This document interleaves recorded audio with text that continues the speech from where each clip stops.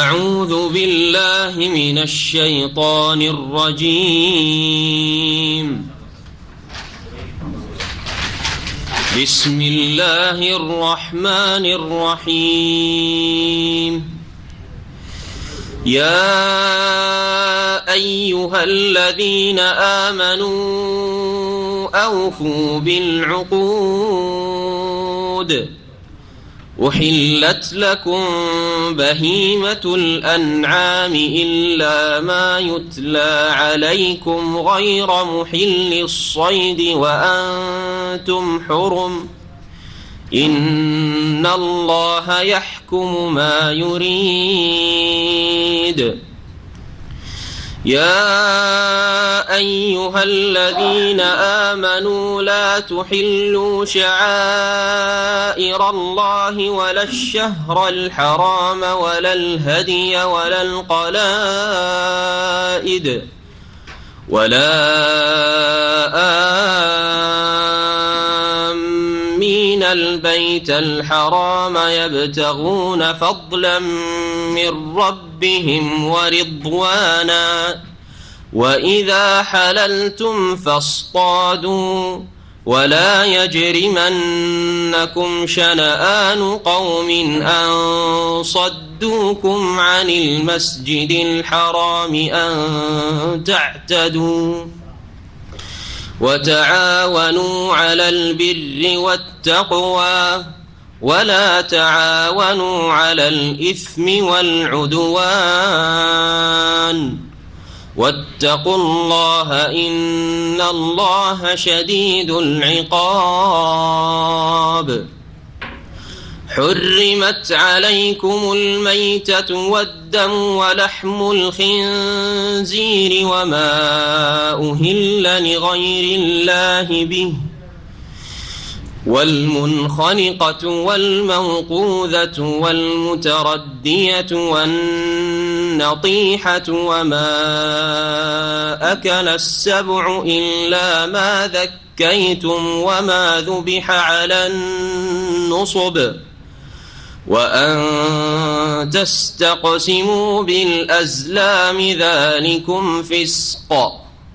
اليوم يئس الذين كفروا من دينكم فلا تخشوهم واخشون. اليوم أكملت لكم دينكم وأتممت عليكم نعمتي ورضيت لكم الإسلام دينا. فمن اضطر في مخمصة غير متجانف لإثم فإن الله غفور رحيم. يسألونك ماذا أحل لهم قل أحل لكم الطيبات وما علمتم من الجوارح مكلبين تعلمونهن مما علمكم الله فكلوا مما أمسكن عليكم واذكروا اسم الله عليه واتقوا الله إن الله سريع الحساب. اليوم أحل لكم الطيبات وطعام الذين أوتوا الكتاب حل لكم وطعامهم حل لكم. اليوم أحل لكم الطيبات وطعام الذين أوتوا الكتاب حل لكم وطعامكم حل لهم. والمحصنات من المؤمنات والمحصنات من الذين أوتوا الكتاب من قبلكم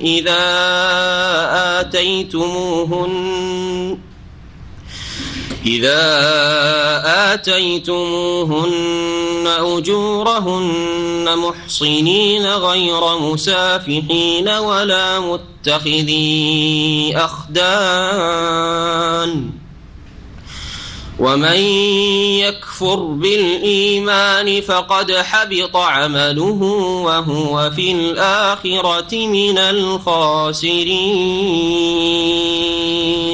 السلام عليكم ورحمة الله وبركاته. إن الحمد لله نحمده ونستعينه ونستغفره ونعوذ بالله من شرور أنفسنا ومن سيئات أعمالنا من يهده الله فلا مضل له ومن يضلل فلا هادي له وأشهد أن لا إله إلا الله وحده لا شريك له وأشهد أن محمدا عبده ورسوله صلى الله تعالى عليه وعلى آله وصحبه وسلم تسليما كثيرا. أما بعد فأعوذ بالله من الشيطان الرجيم. يا أيها الذين آمنوا أوفوا بالعقود أحلت لكم بهيمة الأنعام إلا ما يتلى عليكم غير محل الصيد وأنتم حرم إن الله يحكم ما يريد. মহান আল্লাহর সমস্ত প্রশংসা যে আল্লাহ পাক রব্বুল আলামিন কোরআনে কারীম নাযিল করেছেন। সে আল্লাহ পাকের যাবতীয় প্রশংসা যে আল্লাহ পাক রব্বুল আলামিন কোরআনে কারীমে আমাদের জীবনের প্রতিটি ক্ষেত্রের সমস্যার সমাধান দিয়ে দ্বীন ইসলামকে সম্পূর্ণ করেছেন। সে আল্লাহ পাকের যাবতীয় প্রশংসা যে আল্লাহ পাক রব্বুল আলামিনের ইবাদত বন্দেগী কোরআনে কারীম এবং রাসূলুল্লাহ সাল্লাল্লাহু আলাইহি সাল্লামের হাদিস, এই দুটি হচ্ছে ওহী। এই কোরআন সুন্নাহর আলোকে সম্পাদন করতে হবে। আকীদা, আল্লাহ সম্পর্কে, পরকাল সম্পর্কে আরো যেসব ঈমানের বিষয় রয়েছে সেগুলিও হইতে হবে কোরআন এবং সুন্নাহ ভিত্তিক। সালাত এবং সালাম নাযিল হয়েছে মুহাম্মদুর রাসূলুল্লাহ সাল্লাল্লাহু আলাইহি ওয়াসাল্লামের উপর। জীবনের শেষ দিকে সূরা মায়েদা নাযিল হয়েছে। সূরা মায়েদার তাফসীর আজকে আমরা ইনশাআল্লাহ তাআলা শুরু করব 30 জিলকাদা 1437 হিজরি। আজকে আমাদের তাফসীর শুরু হবে সূরাতুল মায়েদার। এই সূরা আর নাম হচ্ছে সূরা আল মায়েদা। মায়েদা মানে কি? মায়েদা মানে কে বলতে পারেন? হ্যাঁ, কি ওয়াদা, কি মেয়েদা, ওইটা পেট পাকস্থলী মেয়েদা, ওইটা মায়েদা। রব্বানা আনজিল আলাইনা মাইদাতাম মিনাস সামাই তাকুনু লানা ঈদান লিআউয়ালিনা ওয়া আখিরিনা ওয়া আয়াতাম মিনকা ওয়ারযুকনা ওয়া আনতা খায়রুর রাযিকিন। ঈসা আলাইহিস সালামের হাওয়ারি বা উম্মতরা দোয়া করেছিল। হ্যাঁ, সন্দুক না, খাদ্য, দস্তরখান। মায়েদা মানে হচ্ছে দস্তরখান, তবে এমন দস্তরখান যে দস্তরখানে খাবার প্রস্তুত হয়ে রয়েছে। শূন্য দস্তরখানকে বোঝায় না। শূন্য দস্তরখান হচ্ছে এই যে সুফরা আজকাল বলছে। হ্যাঁ, যদি এমনি দস্তরখান হয়, ফোল্ড করা আছে অথবা বিছানো আছে কিন্তু খাবার নেই, আর খাবারে পূর্ণ দস্তরখানকে মায়েদা বলা হয়। জি, তো এই সূরার নাম সূরা মায়েদা কেন? এই সূরাতে 120টি আয়াত রয়েছে।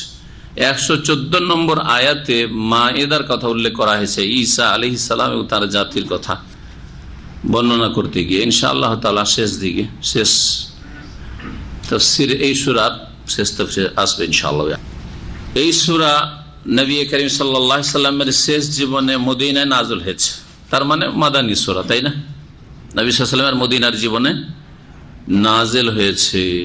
কিন্তু এই সূরার একটি অংশ যা আসছে, আল ইয়াউমা আকমালতু লাকুম দীনাকুম ওয়া আতমামতু আলাইকুম নি'মাতি ওয়া রাদিতু লাকুমুল ইসলাম দীনান, আয়াত নম্বর 3, তাই না? এই আয়াত কোথায় নাযিল হয়েছে?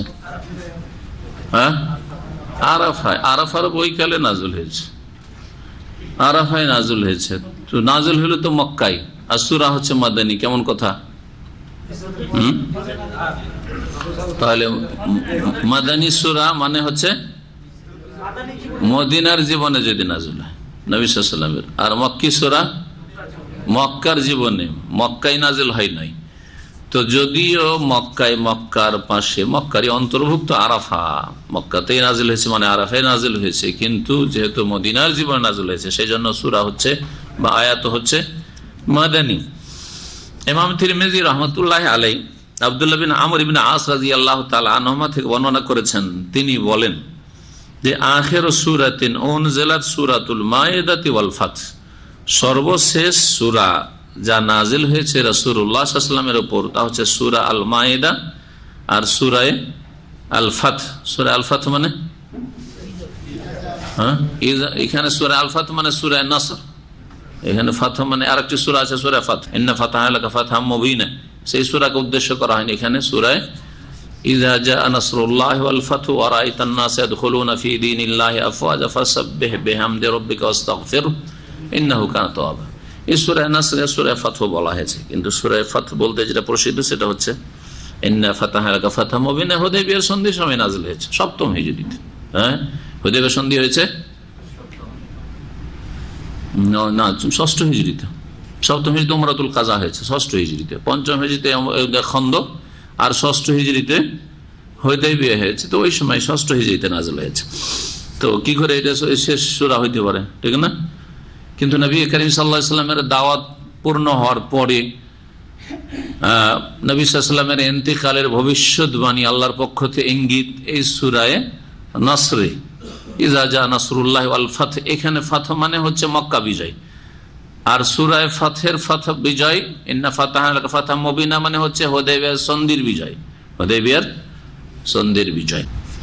আব্দুল্লাহ বিন আব্বাস রাদিয়াল্লাহু তাআলা আনহুমা থেকেও এই কথাই বর্ণিত হয়েছে, আন্নাহু কাল, তিনি বলেন আখির সূরাতিন উনজিলাত, সর্বশেষ সূরা যা নাযিল হয়েছে তা হচ্ছে ইযা জা নাসরুল্লাহি ওয়াল ফাতহ। এই সূরা ফাতহ সম্পর্কে তিনি বলেছেন। এইরকম মুস্তাদরাক হাকিমে রয়েছে জুবাইর বিন নুফাইর থেকে, কালা হাজাজতু, আমি হজ করলাম, তাবেই বলছেন ফাদাখালতু আয়েশা আলা আয়েশা, মা আয়েশা রাদিয়াল্লাহু আনহার কাছে গেলাম, ফাকালাত লি, তিনি বললেন ইয়া জুবাইর, হে জুবাইর, তাকরাউল মাইদা, সূরা মাইদা কি তুমি পড়ো? ফাকুলতু না, আমি বললাম হ্যাঁ। ফাকালাত আমা ইন্নাহা আখির সূরাতিন নাযালাত, শোনো এই সূরা মাইদা সর্বশেষ সূরা নাজিল হওয়ার দিক থেকে, নবী সাল্লাল্লাহু আলাইহি ওয়াসাল্লামের প্রতি সর্বশেষ সূরা যা নাজিল হয়েছে তা হচ্ছে সূরা আল মাইদা। ফামা ওয়াজাদতুম ফিহা মিন হালালিন ফাস্তাহিল্লুহু, সুতরাং তাতে যেসব বিষয়কে হালাল পাবে, মানে হালাল বলে আখ্যায়িত করা হয়েছে, বর্ণনা করা হয়েছে, সেগুলিকে তোমরা হালাল মনে করো। ওমা ওয়াজাদতুম ফিহা মিন হারাম, আর তাতে যেগুলিকে হারাম বলে পাবে, অর্থাৎ সূরা মাইদাতে যেগুলিকে হারাম করা হয়েছে, যে বস্তু বাবা জিনিসগুলিকে, ফাহাররিমুহু, সেগুলিকে হারাম মনে করো। সুম্মা কালা, তারপরে বললেন সাহিউন আলা শারতি শাইখান, ইমাম হাকিম বলেছেন যে হাদিসটি ইমাম বুখারী মুসলিমের শর্ত অনুযায়ী সহিহ, তবে বুখারী মুসলিম হাদিসটি নেই, মুস্তাদরাক হাকিমে আছে। এখন শুরু করি তাফসীর।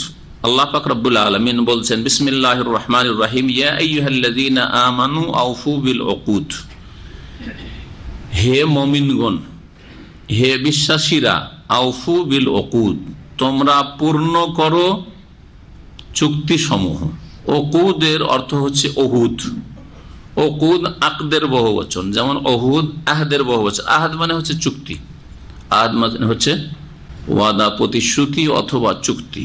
ওয়াদ আর আহাদ, ওয়াদ মানে প্রতিশ্রুতি আর আহাদ চুক্তি, কাছাকাছি শব্দই। আর উকুদ আকদ থেকে, আকদের বহুবচন। আকদনের শাব্দিক অর্থ একটি আছে, বাহ্যিক একটা শাব্দিক অর্থ, আর একটা হচ্ছে আভ্যন্তরীণ অর্থ। বাহ্যিক অর্থ আকাদা ইয়াকিদু মানে হচ্ছে গিরা লাগানো, আকাদা ইয়াকিদু মানে হচ্ছে সে রশির গিরা হোক, হ্যাঁ, অথবা আর কোনো কিছুর, হ্যাঁ, এক কথায় গ্রন্থি গিরাকে বলা হয়, সুতাতে লাগান, তাকাতে লাগান, একে বলা হয় আকদ। এই জন্য সূরা ফালাক আছে শব্দটি, কি আছে? কুল আউযু বিরাব্বিল ফালাক মিন শাররি মা খালাক ওয়া মিন শাররি গাসিকিন ইযা ওয়াকাব ওয়া মিন শাররিন নাফাসাতি ফিল উকাদ। উকদাতুনের বহুবচন হচ্ছে উকাদ। আর আমি আশ্রয় কামনা করছি, আশ্রয় গ্রহণ করছি আল্লাহ রাব্বুল আলামিনের মিন শাররিন নাফাসাতি ফিল উকাদ, গ্রন্থি সমূহ, গিরাগুলিতে ফুৎকার দানকারিনীদের অনিষ্ট থেকে। নাফাসা মানে ফুঁক দানকারিনী, যারা ফুঁক দেই, দম করে। আর মহিলা বলা হয় কারণ মহিলারাই বেশি এইসব জাদুটোনা এগুলি করে। আর ফিল ওকাত, গ্রন্থি সমূহে, কারণ গিরাতে ফুঁক দিয়ে দিয়ে সাধারণত কি করা হয়, জাদু করা হয়। কারো কাপড়ে হোক, কারো ব্যবহৃত কাপড়ের সুতাই হোক, কারো চুল পেয়ে গেল, দাড়ি চুল পেয়ে গেল, তাতে হোক, ইত্যাদি, এগুলি দিয়ে কোনো কিছুতে গিরা লাগানো হয়। এক কথায় ওকুদ, আকদের বহুবচন। আকদ মানে কি বললাম তাহলে শাব্দিক অর্থ? গিরা। সেই গিরা যা কিছুরই হোক না কেন, চুলেও গিরা হইতে পারে, যে কোনো গিরাকে বলা হয়। গিরা লাগালে শক্ত হয় না নরম হয়? শক্ত হয়, বন্ধন। এই জন্য বন্ধনের অর্থে এখান থেকে বিভিন্ন দিনের বিধিবিধানের বন্ধনের ক্ষেত্রে এই শব্দটি ব্যবহার করা হয়। যেমন আকদে নেকাহ, বিবাহ বন্ধন। আকদে নেকাহ, বিবাহের বন্ধন। জি। আকদুল বাই, ব্যবসার বন্ধন, কেনা বেচার বন্ধন। কেনা বেচা করতে গিয়ে একজন বললে যে আমি এটা বিক্রি করবো, আর একজন বললে আমি কিনলাম। এই যে দুইজনের কথাতে কি হয়ে গেল? বিক্রির বন্ধন হয়ে গেল, কেনা বেচা হয়ে গেছে। আপনি নিয়ে ফেলেছেন, সে আপনাকে দিয়ে ফেলেছে। এইরকমই বিয়ের প্রস্তাব দিলাম, আর মেয়ের বাবা বললো যে হ্যাঁ বিয়ে দিয়ে দিলাম। এই দুই কথাতে কি হয়ে গেল? বিবাহ বন্ধন হয়ে গেল। জি। ইজাব কবুল যেমন বিবাহে হয়, ঠিক ইজাব কবুলের বিষয়টি ব্যবসাতেও রয়েছে, ভাড়ার ক্ষেত্রেও। আকদে ইজার, যাদের বিল্ডিং ভাড়া নিয়েছেন দেখবেন যে ওতে কি লেখা থাকে? আকদে ইজার। ফ্যামিলি ওয়ালারা বিশেষ করে তো লিখিত করে। তো আকদে ইজার, ওখানে ইজার মানে ভাড়া, আর আকদ মানে হচ্ছে বন্ধন, ভাড়ার বন্ধন, চুক্তি। ভাড়া নিয়ে নিলাম আর বলে দিয়ে দিলাম, কথা ফেরত করার কোনো উপায় নেই। যদি কোনো দোষ ত্রুটি না পান তাহলে হয়ে গেছে, পেয়ে গেছেন আপনি, ও দিয়ে দিচ্ছেন। তো আল্লাহ পাক রব্বুল আলামিন উকুদ শব্দটি এখানে উল্লেখ করেছেন, আকদের বহুবচন। তোমরা প্রতিশ্রুতি, অর্থ কি করলাম? চুক্তি সমূহ, বহুবচন যখন, চুক্তি সমূহ কি করো? পুরা করো। আউফু, ওয়াফা থেকে, ওয়াফা মানে পূর্ণ করা। কোন চুক্তি? বিভিন্ন রকমের চুক্তি রয়েছে। বান্দার আল্লাহ রাব্বুল আলামিনের সাথে চুক্তি, এক নম্বর চুক্তি, ভালো করে শুনে রাখেন। প্রত্যেক বান্দার আল্লাহর সাথে কি রয়েছে? চুক্তি রয়েছে। ওয়াউফু বিআহদিল্লাহি ইযা আহাদতুম, আল্লাহর ওয়াদা, আহদের কথা কোরআনে কারিমে উল্লেখ করা হয়েছে। ওয়াউফু বিআহদি উফে বিআহদিকুম ওয়া ইয়া ফারহাবুন, কোরআনে কারিমে রয়েছে আহদ। আল্লাহর সাথে চুক্তি যা আমাদের আছে, কি? যে আল্লাহ আমাদেরকে তার ইবাদতের জন্য পৃথিবীতে পাঠিয়েছেন। আমরা আল্লাহর সাথে ওয়াদা করেছি। যখন আল্লাহ জিজ্ঞেস করেছেন আলাস্তু বিরাব্বিকুম বলে, কি বলেছেন? বালা, হ্যাঁ আল্লাহ তুমি আমাদের রব, মালিক, প্রতিপালক। সুতরাং তোমার খেয়ে তোমার গুণ গাইবো, নিমখারামি করবো না, তোমার ইবাদত করব। প্রতিশ্রুতি আল্লাহর সাথে আছে। রাসূলুল্লাহ সাল্লাল্লাহু আলাইহি সাল্লামের সাথে আহদুর রাসূল, রাসূলুল্লাহ সাল্লাল্লাহু আলাইহি ওয়াসাল্লাম, রাসূল আপনার আমার সবচেয়ে বেশি হিতাকাঙ্ক্ষী। সুতরাং তার হক আদায় করা, আনুগত্যের মাধ্যমে, অনুসরণের মাধ্যমে, তার আদেশ নিষেধ পালনের মাধ্যমে, তার তরিকায় জীবনযাপন করার মাধ্যমে, তাকে ভালোবাসার মাধ্যমে ইত্যাদি, তার হকগুলি আদায় করার মাধ্যমে এই কি করবে? আউফিবুল উকুদ, তোমাদের চুক্তিসমূহ পূর্ণ করো। বাবা মায়ের সাথে আমাদের একের অন্যের ক্ষেত্রে দায়িত্ব রয়েছে, এটা হচ্ছে উকুদ। বাপ মায়ের হক ছেলে মেয়েরা আদায় করবে, ছেলে মেয়েদের হক প্রাপ্য বাপ মা আদায় করবে, এটা হচ্ছে আউফিবুল উকুদ। এই সম্বোধন শুধু ছেলে মেয়েদেরকেই নয়, আর এই সম্বোধন শুধু বাপ মাকেও না, পরস্পর যে তোমাদের মাঝে যে দায়িত্বের ভাগ বন্টন আল্লাহ পাক করে দিয়েছেন সেগুলি পূর্ণ করো, এগুলি শামিল। আর তারপরে তখন আল্লাহর কথা বললাম, তার রাসূল সাল্লাল্লাহু আলাইহি ওয়াসাল্লামের কথা বললাম, বাপ মা আল্লাহর পরে হক হচ্ছে বাপ মায়ের কথা বললাম। জি। আর রাসূলুল্লাহ সাল্লাল্লাহু আলাইহি ওয়াসাল্লাম হক আল্লাহর হকেরই অন্তর্ভুক্ত, সেই জন্য আল্লাহ, তারপর রাসূল, তারপরে বাপ মা। ঠিক আছে? কারণ রাসূলুল্লাহ সাল্লাল্লাহু আলাইহি ওয়াসাল্লাম হক আদায় করা আল্লাহরই হকের হক আদায় করার শামিল। জি, রাসূলের হক আদায় করা ছাড়া আল্লাহর হক আদায় হয় না। রাসূলুল্লাহ সাল্লাল্লাহু আলাইহি ওয়াসাল্লাম আনুগত্য ছাড়া আল্লাহর আনুগত্য হয় না। রাসূলুল্লাহ সাল্লাল্লাহু আলাইহি ওয়াসাল্লামকে মানা ছাড়া আল্লাহকে মানা হয় না। সেই জন্য এক কথায় দুটো শামিল। বাপ মায়ের পরে তখন অন্য অন্যরা, হ্যাঁ, প্রতিবেশী হোক, হ্যাঁ, পাশের লোক হোক, স্ত্রী হোক, আত্মীয় স্বজন হোক, জি, গ্রামবাসী হোক, মুসলিম ভাইরা হোক, যে কোনো মানুষ হোক, সকলের যে প্রাপ্য রয়েছে, অধিকার রয়েছে, পরস্পরের উপর হক রয়েছে, সেগুলি হচ্ছে উকুদের অন্তর্ভুক্ত। এই যে তাফসিরটি করলাম এটা হচ্ছে ব্যাপক তাফসির এই একটি শব্দের বা একটি বাক্যের, আউফু বিল উকুদ। হে বিশ্বাসীরা, হে মুমিন মুসলিমরা, তোমরা তোমাদের চুক্তি সমূহ আল্লাহর সাথে, রাসূলের সাথে, বাপ মায়ের সাথে, প্রত্যেক আত্মীয় স্বজন এবং মুসলিম ভাই বোনদের সাথে, যে কোনো আদম সন্তান মানুষ, মুসলিম হোক অথবা অমুসলিম হোক, তাদের সাথে যেসব চুক্তি হয়েছে, ব্যক্তি পর্যায়ের চুক্তি হোক অথবা গোষ্ঠীর চুক্তি হোক অথবা একটা দেশের আরেক দেশের সাথে চুক্তি হোক, আন্তর্জাতিক চুক্তি হোক, যতক্ষণ পর্যন্ত কেউ চুক্তি না ভঙ্গ করেছে, একজন মুসলিমের জন্য চুক্তি ভঙ্গ করা জায়েজ নাই।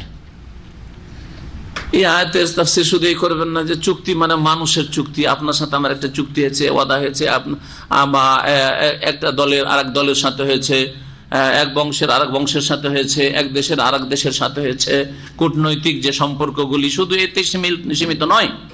এই সব চুক্তির আগে আল্লাহ পাক রব্বুল আলামিনের সাথে, তার রাসূলের সাথে, তারপরে আপনার মাতা পিতা, তারপরে অন্যদের চুক্তিগুলি, কিন্তু সবগুলি গুরুত্ব রাখে। আল্লাহ পাক চুক্তি পুরা করা, ওয়াদা পূরণ করা, চুক্তির ওপর অটল থাকা ফরজ করেছেন। এটি কোনো সুন্নত মুস্তাহাব কাজ না, যে ওয়াদা করেছি পারলে করলাম, না হলে না করলাম। যদি পারলে করলাম, না পারলে না করলাম, তাহলে ইনশাআল্লাহ বলেন যে ইনশাআল্লাহ, আল্লাহ যদি চান চেষ্টা করব, ঠিক আছে। আর যদি বলেন যে না, আপনাকে সাথে ওয়াদা করছি যে এই দেবো বা করবো, করতে হবে। আপনার সাথে ওয়াদা করছি যে আপনার ভিসাতে আসছি 2 বছর কাজ করবো, মালিক বলছে তোমার সাথে ওয়াদা যে তোমাকে এত টাকা করে বেতন দেবো, ফরজ, আউফু বিল উকুদ, আউফু বিল উকুদ। ঘর ভাড়া দিয়ে না দেওয়া হইলো না, হ্যাঁ, গাড়ি বিক্রি করে দেওয়ার পর লস খেয়ে গেছে, না হইলো না, বা গাড়ি কিনে নেওয়ার বলছেন না ভাই নেবো না, তাহলে তখন ব্যবসা বাণিজ্যের ক্ষেত্রে যে নাকচ করার জন্য যেসব ক্ষেত্রে স্বাধীনতা আছে সেগুলি পাওয়া যেতে হবে। দোষ ত্রুটি, হ্যাঁ, অথবা শর্ত লাগিয়েছেন ভাই আমি নিয়ে যাচ্ছি কিন্তু বাড়ি নিয়ে গিয়ে দেখাবো, বা আমি মেকানিককে দেখাবো, দেখার পরে যদি বলে যে নেন তো নিব, না হলে নেবো না, 1 সপ্তাহ নিয়ে গিয়ে আমি চালাবো গাড়িটা, তারপরে যদি ভালো লাগে তো নেবো, না হলে নেবো না। এগুলো খেয়ারে শর্ত, খেয়ারে শর্ত আছে, খেয়ারে আইব আছে। এসব যখন ব্যবসা বাণিজ্যের আলোচনা হয়তো আমার আছে কিছু, আর বিস্তারিত যখন আলোচনা ইনশাআল্লাহ হবে তখন জানতে পারবেন। কিছু কিছু ক্ষেত্রে এখতিয়ার আছে, যখন বলবেন একটা কাপড় কিনে নিয়ে যাচ্ছেন, বলছেন যে কাপড়টা তো কিনছি কিন্তু আমার ছেলে বাবা স্যান্ডেল জুতো কিনছি, ছোট বড় হলে হ্যাঁ ফিরিয়ে দেবো কিন্তু, তাই না? তাহলে এখতিয়ার আছে। আর কিচ্ছু বললেন না, দোকান থেকে নিয়ে চলে গেলেন, এসে বলছেন না নেওয়া হলো না, অধিকার নেই আপনার। যদি সে দয়া করে সেটা আলাদা কথা। তো আউফু বিল উকুদ ব্যাপক অর্থ মনে রাখবেন। হে মুসলিম, তোমরা কি করো? তোমাদের চুক্তি সমূহ পূর্ণ করো। যার সাথে যেমন যতটা চুক্তি হয়েছে কি করতে হবে? পূর্ণ করতে হবে। ওহিল্লাত লাকুম বাহিমাতুল আনআম, তোমাদের জন্য হালাল করা হয়েছে চতুষ্পদ জন্তু। হালাল করা হয়েছে তোমাদের জন্য বাহিমাতুল আনআম, দুটো শব্দ এখানে উল্লেখ করা হয়েছে। চতুষ্পদ জন্তু বলে বা গবাদি পশু বলে মেলাবার আমি তাফসীর করেছি। এই শব্দ এর আগে হয়তো আরো এসছে। এখন শাব্দিক অর্থগুলি করে দিই। একটি শব্দ হচ্ছে বাহিমা, আর একটি হচ্ছে আনআম। বাহিমাতুন শব্দ বহুমন থেকে বা আবহামা থেকে। এবহাম মানে হচ্ছে অস্পষ্ট, জিনিসটা হচ্ছে মুবহাম, আরবিতে ব্যবহার হয় হাযা শাইউন মুবহাম, অস্পষ্ট।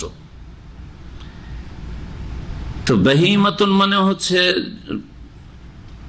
পশু, হ্যাঁ, যে পশুর বাকশক্তি নেই,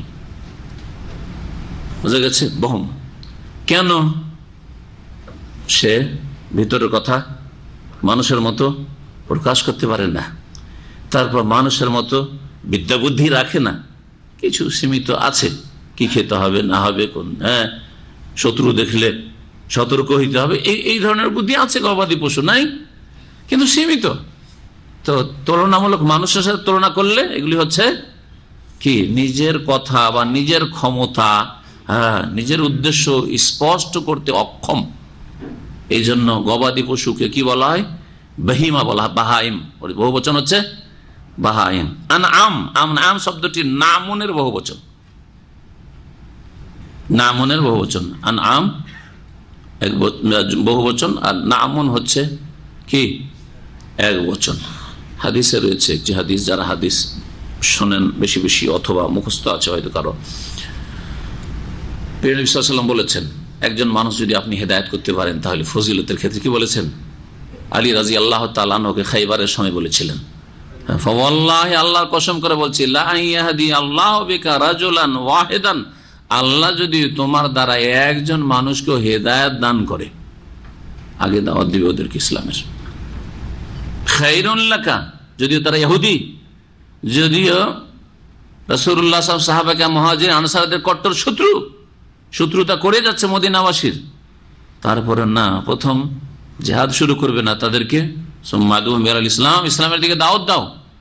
আল্লাহ, আল্লাহর কসম করে বলছে, লা ইয়াহদি আল্লাহু বিকা রাজুলান ওয়াহিদা, তোমার মাধ্যমে যদি আল্লাহ তাদের একজনকে হিদায়াত করে, খায়রুন লাকা, তোমার জন্য উৎকৃষ্ট হবে, মিন হমরিন কি নাম, কিন্তু কথাটি নিয়াম নাই, অনেক আরবরাও নিয়াম পড়ে, কারণ গ্রামার বুঝে না, যার ফলে নিয়াম, নিয়ামতের বহু বচন, নেমাতুন ওর বহু বচন নিয়াম। তো নিয়ামত সমূহ, হমরের নিয়াম পড়লে কি হবে? নিয়ামত লাল নিয়ামত সমূহর অর্থ হয়ে যাবে। তো লাল নিয়ামত তো বোঝানো হয়, জানি এখানে কি বোঝানো হয়েছে? লাল উঁট বোঝানো হয়েছে, লাল গবাদি পশু বোঝানো হয়েছে। আর গবাদি পশু বলতে এখানে বড় গবাদি পশু যেটা উঁটকে বোঝানো হয়েছে, হমরিন নাম। তো নাম মানে হচ্ছে কি গৃহপালিত পশু, আর ওরই বহু বচন হচ্ছে আনআম। এখান থেকে সূরা আনাম, সূরা আনামে যে তাফসীর, আনাম শব্দটি এই নামুনের বহু বচন। তো এই গৃহপালিত জীবজন্তুকে নাম বা আনআম কেন বলা হয়? বাহিমাতুল আনআম, আনআম কেন বলা হলো? নাম নুন আইন মিম, এর মানে হচ্ছে নরম জিনিস, শাব্দিক অর্থ এটা। এর শাব্দিক অর্থ প্রথম গৃহপালিত পশু না, এর শাব্দিক অর্থ হচ্ছে নরম, সফট। এই জন্য নওমাতু আজফারি, বাচ্চা যখন মায়ের পেটে ভূমিষ্ঠ হয় নখগুলি খুব নরম নরম থাকে, কচি, ওইটাকে মুনজু নওমাতু আজফারি শব্দটি ব্যবহার করা হচ্ছে। হ্যাঁ, যে নুন আইন মিমার মানে কি নরম। গবাদি পশুকে তাহলে গৃহপালিত পশুকে কেন নাম বা আনাম বলা হইল? হ্যাঁ, এগুলি মানুষের পোষ, মানে নরম, হিংস্র পশুর তুলনায় অনেক নরম, কুকুর শিরগারের তুলনায় নরম, ঠিক না? জি হ্যাঁ, আপনার পোষ মানছে। তো এই জন্য গৃহপালিত পশুকে আনআম বলা হয় আর বাহিমা বলা হয়। তার বাহিমা কেন বলা হয় তারও কারণ বুঝতে পারলেন শাব্দিক অর্থ নিয়ে। আর আনাম কেন বলা হয়? এখন চলেন আল্লাহ পাক কি বলছেন, ওহিল্লাত লাকুম, হে মুমিন মুসলিমরা, তোমাদের জন্য হালাল করা হয়েছে বাহিমাতুল আনআম, গৃহপালিত জীবজন্তু, ইল্লা মা ইউতলা আলাইকুম, তবে হ্যাঁ ওইগুলো হারাম করা হয়েছে যা তোমাদের সামনে পাঠ করা হবে, কিছুক্ষণেই পাঠ করা হবে। আয়াত নম্বর 3, এই 1 নম্বর আয়াত চলছে, তাই না? আয়াত নম্বর হুররিমাত আলাইকুমুল মাইতাতু ওয়াদ-দামু ওয়া লাহমুল খিনজির, যা আসছে বিস্তারিত এই দিকে ইঙ্গিত করা হয়েছে। ইল্লা মা ইউতলা আলাইকুম, তবে কিছুক্ষণেই যে তোমাদের সামনে পাঠ করে যেগুলি শোনার হবে, এগুলো গৃহপালিত জীবজন্তু হলেও সেগুলি হচ্ছে হারাম, সেগুলি হচ্ছে হারাম। আসল হচ্ছে যে গৃহপালিত জীবজন্তু কি হালাল। বাহিমাতুল আনাম কত প্রকার? বাহিমাতুল আনাম কত প্রকার? কয়দিন আগে তো সূরা আনামে পড়লেন, না? কত? 3। কি কি? ওট, গরু, হ্যাঁ, আর ছাগল। ছাগলকে 2 রকম কোরআনে কারিমে কত প্রকার বলা হয়েছে? 4 বলা হয়েছে। আর প্রত্যেকটাকে কয় প্রকার করা হয়েছে? হ্যাঁ, 4কে আবার কয় প্রকার করা হয়েছে? 8 বলে, সহজে 8 বলে দেন তাহলে সহজ। সামানিয়াত আজওয়াজ, আমাকে শুধু মনে রাখতে, আপনাদের মনে রাখতে হবে না, কয়দিন আগে তো সামানিয়াত আজওয়াজ মিনাদ দানি ইসনাইনি ওয়া মিনাল মাজ ইসনাইনি, তারপর আয়াত বলছেন ওয়া মিনাল বাকারি ইসনাইনি ওয়া মিনাল ইবলি ইসনাইনি ওয়া মিনাল বাকারি ইসনাইনি। 8 প্রকারের আল্লাহ গৃহপালিত পশু সৃষ্টি করেছেন। মিনাদ দান, ভেড়া ভেড়ি, মেষ 2 রকমের, ভেড়া আর ভেড়ি হয়ে গেল। আর মিনাল মাজ, বকরা বকরি, খাসিয়ার বকরি। ও মিনাল এবলে, এবলে ইসনাইনি, আর উট হচ্ছে উট আর উষ্ট্রি, উটনি। আর ও মিনাল বাকার ইসনাইনি, আর বাকার হচ্ছে ষাঁড় আর গাভী। জি হ্যাঁ, তো বাহিমাতুল আনাম তোমাদের জন্য হালাল করা হয়েছে, মানে এই 8 রকমের পশু আল্লাহ পাক মানুষের জন্য কি করেছেন? হালাল করেছেন। জি, গায়রা মুহিল্লিস সাইদ, তবে তোমরা শিকারী পশুকে হালাল মনে করবে না। ও আনতুম হরম, যখন তোমরা ইহরাম অবস্থায় থাকবে। স্থল শিকারী, এখানে স্থল শিকারীকে বোঝানো হয়েছে, কারণ এরপরে কয়েকটি আয়াত পর একটি আয়াত আসছে। ওহিল্লাত লাকুম সাইদুল বাহরে ওয়া তাআমুহু, জি, সাগরের পানির যেগুলি জন্তু সেগুলি হালাল করা হয়েছে ইহরাম অবস্থায়। তাহলে যেগুলি স্থলের শিকারী পশু, শিকারী পশু মানে কি? যেমন কুকুর, কুকুর শিকার করে খাবে, হরিণ, খরগোশ, নীলগাই, পাখি, জি হ্যাঁ, যে পাখিগুলি হালাল, জি হ্যাঁ, এগুলি পশু পাখি। তো গায়রা মুহিল্লিস সাইদ আল্লাহ পাক এখানে বলে দিচ্ছেন, কারণ ইহরামের অবস্থার কথা এখানে বর্ণনা এসছে।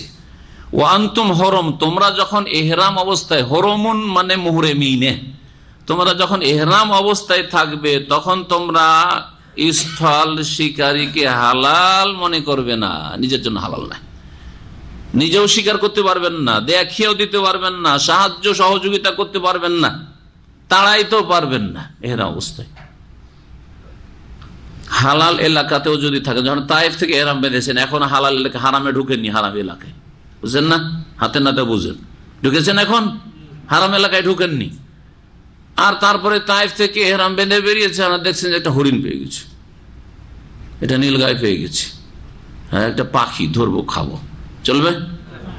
নিষেধ, কোন রকমের সহযোগিতা করা যাবে না, কোনো সহযোগিতা করেননি। আর হালাল ব্যক্তি যদি ধরে নিয়ে এসায় আপনাদেরকে খাওয়িয়ে দেয়, তাহলে হ্যাঁ জায়েজ।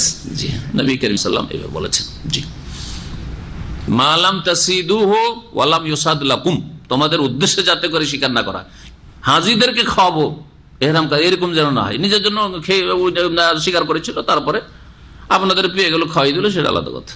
জি, আর একটি মাসালা এখানে বলতে হয়, তাহলে হারামের এলাকার মধ্যে আছেন, হারাম এলাকার মধ্যে ইহরাম অবস্থায়, তখন কি শিকার করা যাবে?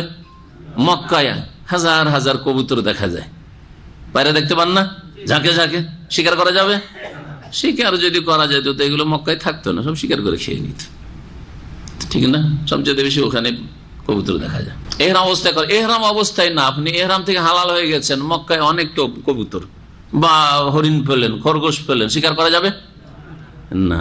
তো তাহলে ওখানে অতিরিক্ত বিধান। হারাম এলাকায় আপনি এহরামের অবস্থায় থাকেন অথবা হালাল অবস্থায় থাকেন, হারাম এলাকার শিকারী পশু বা পাখি শিকার করা যাবে না, শিকার করা যাবে না, তাড়ানো যাবে না, যে এখান থেকে তাড়িয়ে দিই মসজিদ আয়েশা, মসজিদে তানিমের দিকে তাড়াইতে তাড়াইতে নিয়ে যাই, আর গিয়ে তখন হালাল এলাকায় যখন চলে যাবে ধরে নেব, লাগলেন তাড়তে তাড়তে মেনা, মেনা হারাম এলাকা, মুজদালিফা হারাম এলাকা, মুজদালিফা পার করে আরাফে আছে, আরাফে এখন হালাল এলাকায় চলে এসেছে, ধর এখন হরিণটা, চলবে না? হারাম, জায়েজ না।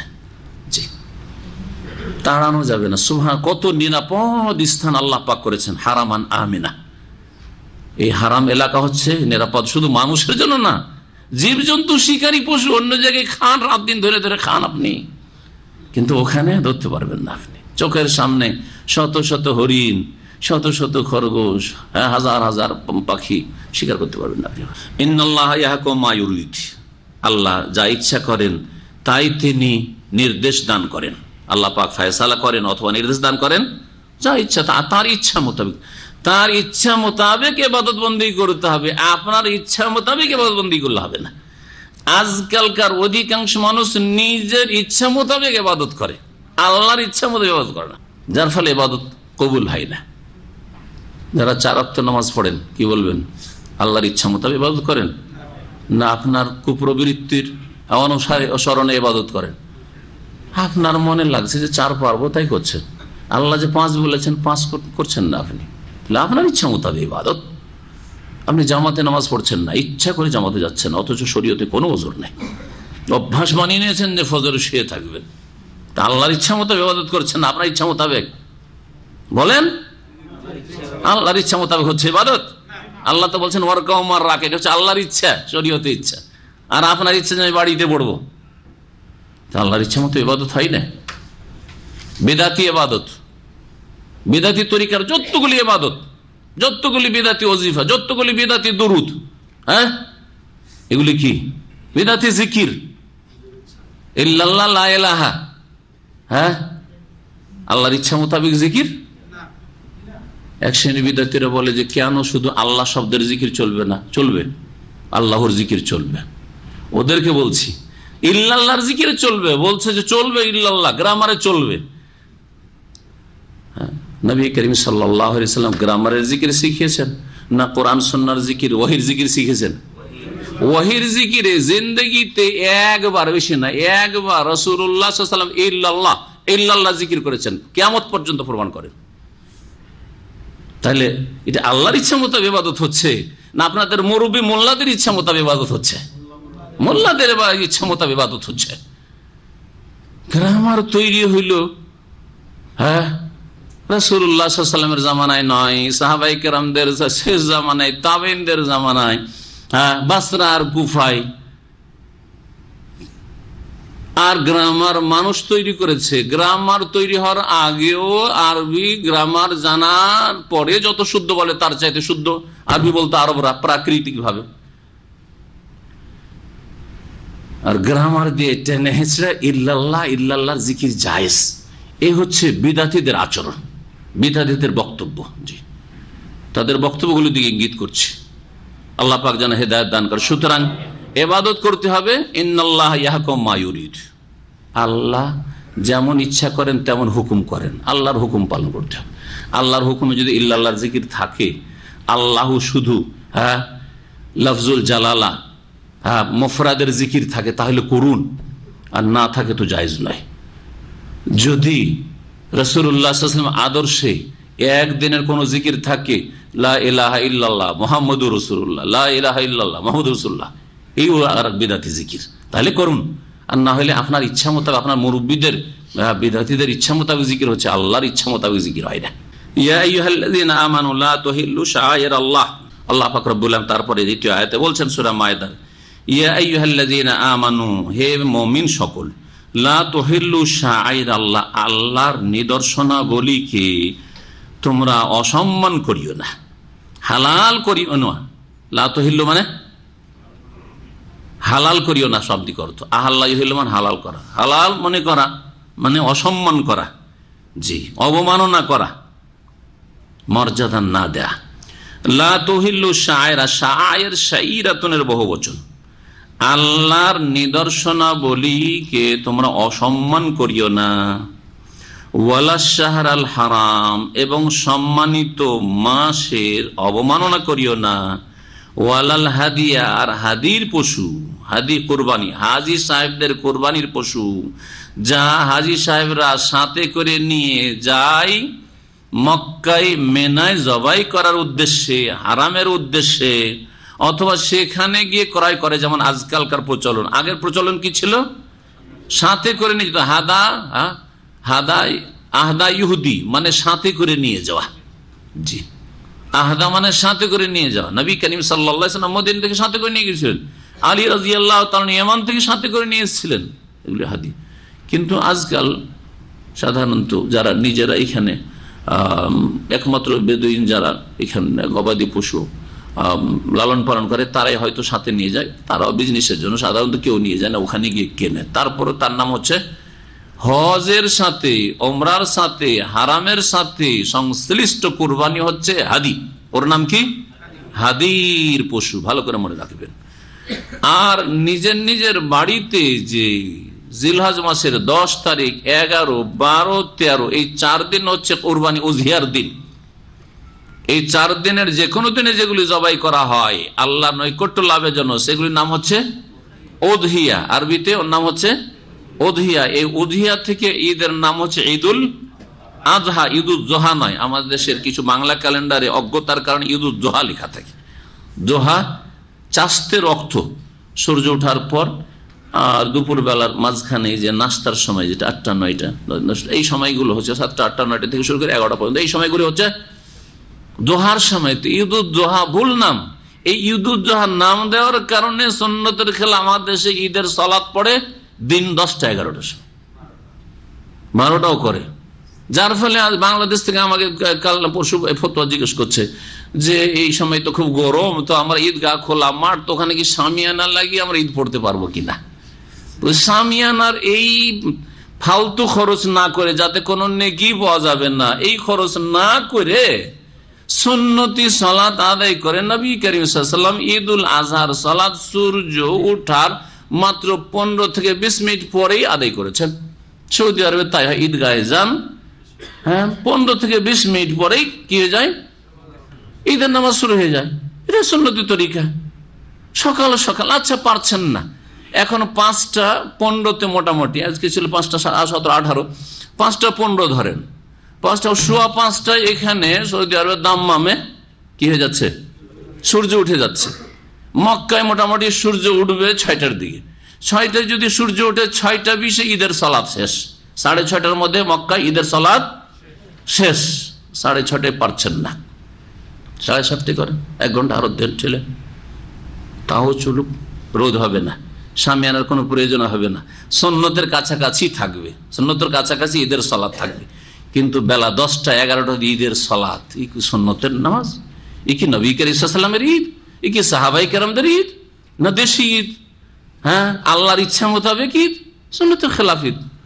যদিও ফুকাহারা বলেছেন কতক্ষণ পর্যন্ত যায় সেটা মাসলা আলাদা, যে কখন থেকে শুরু আর কখন পর্যন্ত যায় সে মাসলা আলাদা। কিন্তু আপনি ইচ্ছা করে শখ করে আপনি 10টা 11টা 12টায়, আরে আমাদের এলাকায় ছোটকাল থেকে দেখে এসছি আহলে হাদিস ঈদগাহে ওরা মোটামুটি ও যে সুন্নতি পড়ে, ফুল সুন্নতি পড়ে না, ওরা 8টা 9টা 10টার মধ্যে সারে, 8টা 9টার মধ্যে। এখন চেষ্টা করা হচ্ছে 8টা 9টার মধ্যে সারার চেষ্টা করে। আর পাশে একই গ্রামে হানাফি ভাইরা, ওরা ঈদ পড়ে এসে আমাদের মসজিদে এসে জোহর নামাজ পড়তো। ঈদগাহ থেকে জোহর পড়ে তারপর বাড়ি যেতে হইতো। আর আমাদের জোহর কয়টা হয় তা তো জানা আছে, 12টাতে তো জোহর হয় না, কয়টা হয়? একটাই। তার মানে ঈদ থেকে ফিরতে ফিরতে জোহর রাস্তাতে হয়েছে 1টা 1:30 বেজে গেছে, জোহর পড়লো, তারপর বাড়ি গেল। কোন ঈদের ঈদ হইল? আর জাওয়াল হইলো তো ঈদের টাইমই থাকে না। ভালো করে শুনেন, মাথার উপরে সূর্য চলে আসলে ঈদের সময় থাকে না। যদি মাথার উপরে সূর্য আসার পরে কি খবর পাই যে চাঁদ দেখা গেছে, আমরা অমুক গ্রামে চাঁদ দেখা গেছে, খবর পাইনি, তাহলে সেই দিন আর ঈদ হবে না, পরের দিন ঈদ করতে হবে। এটা হচ্ছে শরীয়তের মাসলা। তাহলে ইচ্ছা করে এরকম কেউ যদি, আজকাল এখানে জাওয়াল হয়ে যাচ্ছে 11টা 40, ঠিক না, 11টা 40-এর যদি কেউ ঈদের নামাজ শুরু করে, তো নামাজই হবে না, ঈদের নামাজই হবে না, ঈদ শেষ, তা পরের দিন ঈদ করতে হবে। কত বিদাতি তরিকার ইবাদতবন্দি আমাদের দেশে। ঈদ এটা গোটা এলাকার একটা সম্মিলন, সেই সম্মিলনটা যদি বিদাতি তরিকায় হয় তাহলে কেমনে হবে? আল্লাহ বুঝার জন্য তৌফিক দান করেন। ওয়ালাল হাদিয়া, হাদি বলছিলাম, ওয়ালাল কালাইদা, কালাইদ কেলাদাতুনের বহুবচন। কেলাদা মানে হচ্ছে মালা, হার, কেলাদা মানে হচ্ছে মালা। আর তোমরা কি করিও না, শাব্দিক অর্থ তো হার, কিন্তু এখানে হারকে বোঝানো, মালাকে বোঝানো হয়নি। এমন পশুর অবমাননা করিও না, অসম্মান করিও না, যেই পশুর গলায় কুরবানির মালা পরিয়ে দেওয়া হয়েছে। কুরবানির মালা পরিয়ে দেওয়া হয়েছে কুরবানির পশু বলে চিহ্নিত করার জন্য। তাহলে রহস্য বুঝতে হবে। নবী করিম সাল্লাল্লাহু আলাইহি ওয়াসাল্লাম তার আগে থেকেও চলতো, এই প্রচলন ছিল আরবদের মধ্যে। আরবদের নিরাপত্তাহীনতা খুব বেশি ছিল, জাহিলিয়াতের যুগে নিরাপত্তা ছিল না, লুটপাট লুটতারাজ তো ব্যাপক আকার ধারণ করেছিল। সেই সময় মরুভূমি দিয়ে কেউ কুরবানির পশু নিয়ে মক্কায় যাচ্ছে, যারা লুটতারাজকারী তারা যদি চিনতে পারে যে এগুলি কোরবানির পশু আল্লাহর ঘরের উদ্দেশ্যে, আল্লাহর সন্তুষ্টির জন্য নিয়ে যাওয়া হচ্ছে, তাহলে একটু ভয় করবে যে আল্লাহর গজব পড়ে যাবে এগুলো লুটপাট করলে, সেই জন্য লুটতো না বেদুইনরা। আর যদি না চিনতে পারে তাহলে লুটপাট করে নিত। সেই জন্য এই হেকমতের কারণে শরীয়তের একটি বিধান। আর জাহিলিয়াতের যুগ থেকে এরকম চলে আসতো যে যখন বাড়ি থেকে হাদির পশু নিয়ে মক্কা বেরোতো, যে এগুলি মক্কা গিয়ে মেনাই জবাই হবে, তখন কি করতো, সেগুলিকে কেলাদা মালা পরিয়ে দিত। এমনি কোন একটা পটি চামড়ার, অথবা একটা স্যান্ডেল ঝুলিয়ে দিত, একটা রশি দিয়ে একটা স্যান্ডেল ঝুলিয়ে দিল, জুতা ঝুলিয়ে দিল। এই দিয়ে চেনা যেত যে এগুলি সাধারণ পশু না, এগুলি হচ্ছে হাদির কোরবানির পশু, যেগুলিকে হারামের উদ্দেশ্যে, কাবা ঘরের উদ্দেশ্যে নিয়ে যাওয়া হচ্ছে। সুতরাং এগুলোর হস্তক্ষেপ চলবে না, এগুলো লুটপাট করা চলবে না, না হয় আল্লাহর গজব নেমে আসবে। নবী করিম সাল্লাল্লাহু আলাইহি ওয়াসাল্লামের এটি সুন্নত। নবী করিম সাল্লাল্লাহু আলাইহি ওয়াসাল্লাম যখন যুলহালাইফায় পৌঁছলেন বিদায় হজের সময়, তখন সেখানে গিয়ে কি করেছিলেন, তার হাদিগুলিকে কেলাদা পরিয়েছিলেন। ইশআর একটি সুন্নত, যেটার ব্যাখ্যা আর এখন করছি না। আর চিহ্নিত করার জন্য আরেকটি হচ্ছে কেলাদা পরানো। ওয়াকাল্লাদাল হাদিয়া, হাদির পশুকে নবী সাল্লাল্লাহু আলাইহি ওয়াসাল্লাম কেলাদা পরিয়েছেন। কাল্লাদাল হাদিয়া শব্দটি হাদিস। সময় হলে ইনশাআল্লাহ নবী সাল্লাল্লাহু আলাইহি ওয়াসাল্লামের বিদায় হজের হাদিসটি যখন ব্যাখ্যা করব তখন ওগুলো তাফসীর বিস্তারিত করা হবে। তো আল্লাহ পাক কি বললেন তাহলে? অবমাননা করবে না কিসের? আল্লাহর নিদর্শন সমূহের। হারাম মাসগুলি, হারাম মাসগুলি কয়টি? চারটি। কি কি? একটানা, জিলকাদা, জিলহিজ্জা, মুহররম, তিনটা পরপর, সালাসুন মুতাওয়ালিয়াত, আর রজব মাস। এই মাসগুলিতে লড়াই নিষিদ্ধ ইসলামের পূর্বে ছিল, যদিও আল্লাহ সন্তুষ্টির জন্য সেই লড়াই, মানে জিহাদি হোক না কেন, তবু নিষিদ্ধ ছিল। আল্লাহর অসন্তুষ্টির জন্য দুনিয়ার গরজের লড়াই সবসময় হারাম, ঠিক না? কিন্তু আল্লাহর সন্তুষ্টির জন্য লড়াইয়ের প্রয়োজন যদি হয় তাহলে 8 মাস চলবে, 4 মাস চলবে না, এই বিধান ছিল। দ্বীন ইসলাম নবী করিম সাল্লাল্লাহু আলাইহি ওয়াসাল্লাম যখন আল্লাহর পক্ষ থেকে নিয়ে আসলেন, কোরআন কারীম নাযিল হইল, এই হারাম মাসগুলির কথা উল্লেখ করা হয়েছে সূরা তাওবায়। 12 মাসের মধ্যে মিনহা আরবাতুন হুরুম। কিন্তু এই মাসগুলির সম্মান, মান মর্যাদা ওই রকমই বহাল আছে না রহিত মানসুখ করে দেওয়া হয়েছে, এই নিয়ে মুফাসসিরিনগণের দ্বিমত রয়েছে। একদল বলছেন, অধিকাংশ ওলামারা, যে না, এটা ছিল আগের বিধান প্রথম দিকে, যেমন জাহিলিয়াতের যুগে এই মাসগুলিকে সম্মানিত মাস মনে করা হইতো, যার ফলে জেহাদের প্রয়োজন হইলেও জেহাদ করা যাবে না, এটি ছিল আগের বিধান, আগের উম্মতের বিধান। কিন্তু ইসলামী শরিয়াতে সেই বিধান আর নেই, সেটাকে রহিত করে দেওয়া হয়েছে। সেটাকে কি করা হয়েছে? রহিত করে দেওয়া হয়েছে। যদি শরীয়ত সম্মত জিহাদ ফি সাবিলিল্লাহ হয় তাহলে রজবেও জায়েজ, জিলকাদেও জায়েজ, জিলহজেও জায়েজ এবং মুহররমেও জায়েজ। তারা দলিল হিসেবে পেশ করেছে রাসূলুল্লাহ সাল্লাল্লাহু আলাইহি ওয়াসাল্লাম মক্কা বিজয় করলে রমজান মাসে, শাওয়াল মাসে হুনাইনের যুদ্ধ হইল, আর তায়েফের যুদ্ধ হয়েছিল জিলকাদায়। জিলকাদা হচ্ছে হারাম মাস, তায়েফের যুদ্ধ হয়েছে।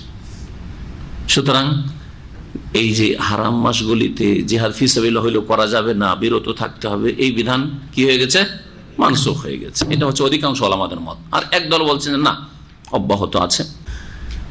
জি, তবে সেটা ওই রকমের গুরুত্ব নেই ফরজ হিসাবে যেমনটা ছিল আগের বিধিবিধানে। হাদির ব্যাখ্যা বুঝলেন, কেলাদার ব্যাখ্যা বুঝলেন। ওয়ালা আমিনাল বাইতুল হারাম, এবং যারা সম্মানিত ঘরের উদ্দেশ্যকারী, সম্মানিত ঘরের উদ্দেশ্যে রওনা হয়েছে, তাদের অবমাননা করিও না, তাদের অসম্মান করিও না। মানে হাজী সাহেবদের, ওমরাকারীদের, আল্লাহর ঘরের জিয়ারতকারীদের, যারা আল্লাহর ঘরের উদ্দেশ্যে। আম্মা মানে হচ্ছে আম্মা ইয়াউম্মু, মানে উদ্দেশ্য করা। আম্মা ইয়াউম্মু মানে হচ্ছে উদ্দেশ্য করা, এটা শাব্দিক অর্থ। আমিন, এটা হচ্ছে ইসিম ফাইলের সেগা। তো আমিনাল বাইতুল হারাম মানে যারা বাইতুল্লাহিল হারাম কাবা ঘরের উদ্দেশ্য করে আসে তাদের অসম্মান করিও না, তাদের মানহানি করিও না, তাদের ক্ষয়ক্ষতি করিও না, তাদের কষ্ট দিও না। ক্ষয়ক্ষতি করলেন না, কিন্তু এমন কিছু আচরণ করলো আশেপাশের লোকেরা যাতে হাজী সাহেবরা কষ্ট পায়, অসন্তুষ্ট হয়, মানসিক হোক, শারীরিক দিক থেকে হোক, সুযোগ সুবিধার দিক থেকে হোক তাদের, জি এর অন্তর্ভুক্ত হচ্ছে এমন করে রাখা যে যাতে করে হাজীদের উমরাকারীদের জন্য রাস্তা পথকে ভালো না করা, যাতে কষ্ট পায়, সবগুলি শামিল। এমন কিছু করিও না যে সব আচার আচরণের কারণে হাজী সাহেবগণ আল্লাহর ঘরের জিয়ারতকারীরা কষ্ট পায় বা কষ্টে পড়ে। এই জন্য আলহামদুলিল্লাহ সৌদি সরকার জাযাহুমুল্লাহ খাইর যেইভাবে হাজীদের খেদমত করে আপনি অবাক হয়ে যাবেন। হজে গিয়ে আমার অভিজ্ঞতা দীর্ঘদিনের, যে একজন হজে গিয়ে যদি মনে করেন আমি কিছু কিনে খাবো না, ফ্রিতে খেয়ে দিয়েও চলে আসতে হবে। এত খাবার দাবার পানীয় বস্তু বিতরণ হয় না যারা গিয়েছেন, যদি খোঁজ খবর রাখেন তো খাবার 3 টাইম খাবার পাবেন, ফ্রি খাবার পাবেন। সুবহানাল্লাহ, অন্তর খুলে খেদমত করে, সরকারি খেদমত বেসরকারি খেদমত সব রকমের খেদমত রয়েছে।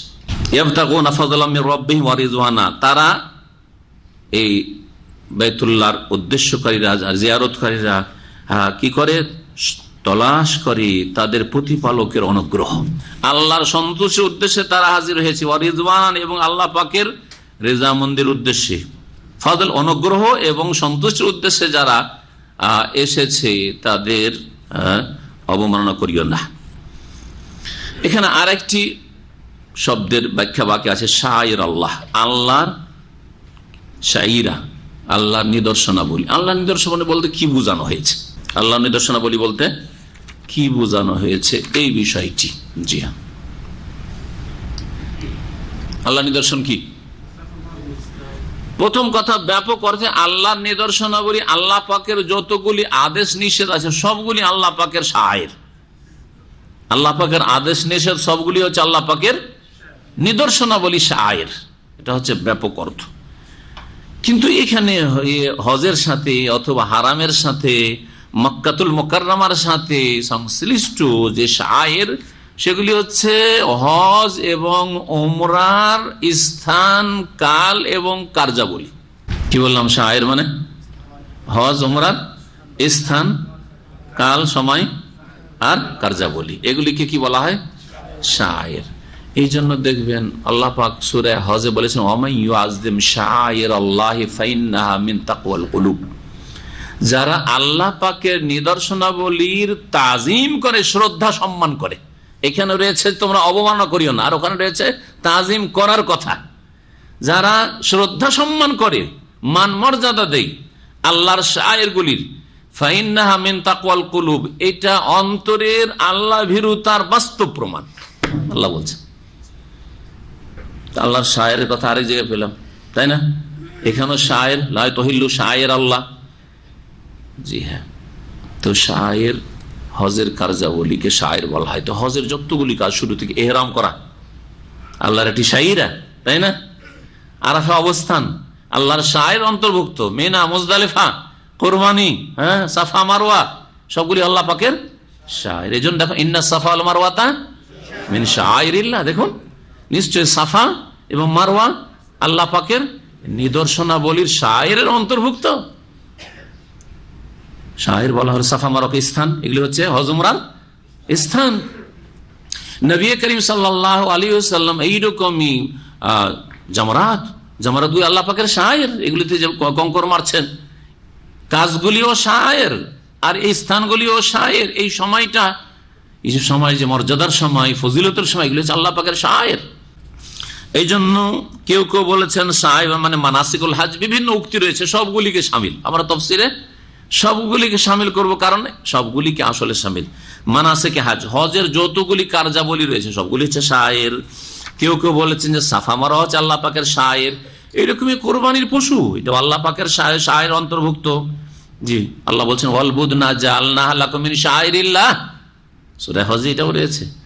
এই যে উট, বড় বড় পশুগুলি, কোরবানির জন্য জবাই করা, যা আল্লাহ লাকুম মিন শাআইরিল্লাহ, এগুলিকে আল্লাহ পাকের নিদর্শনাবলীর অন্তর্ভুক্ত করেছি, সেগুলি আল্লাহ পাকের শায়ের।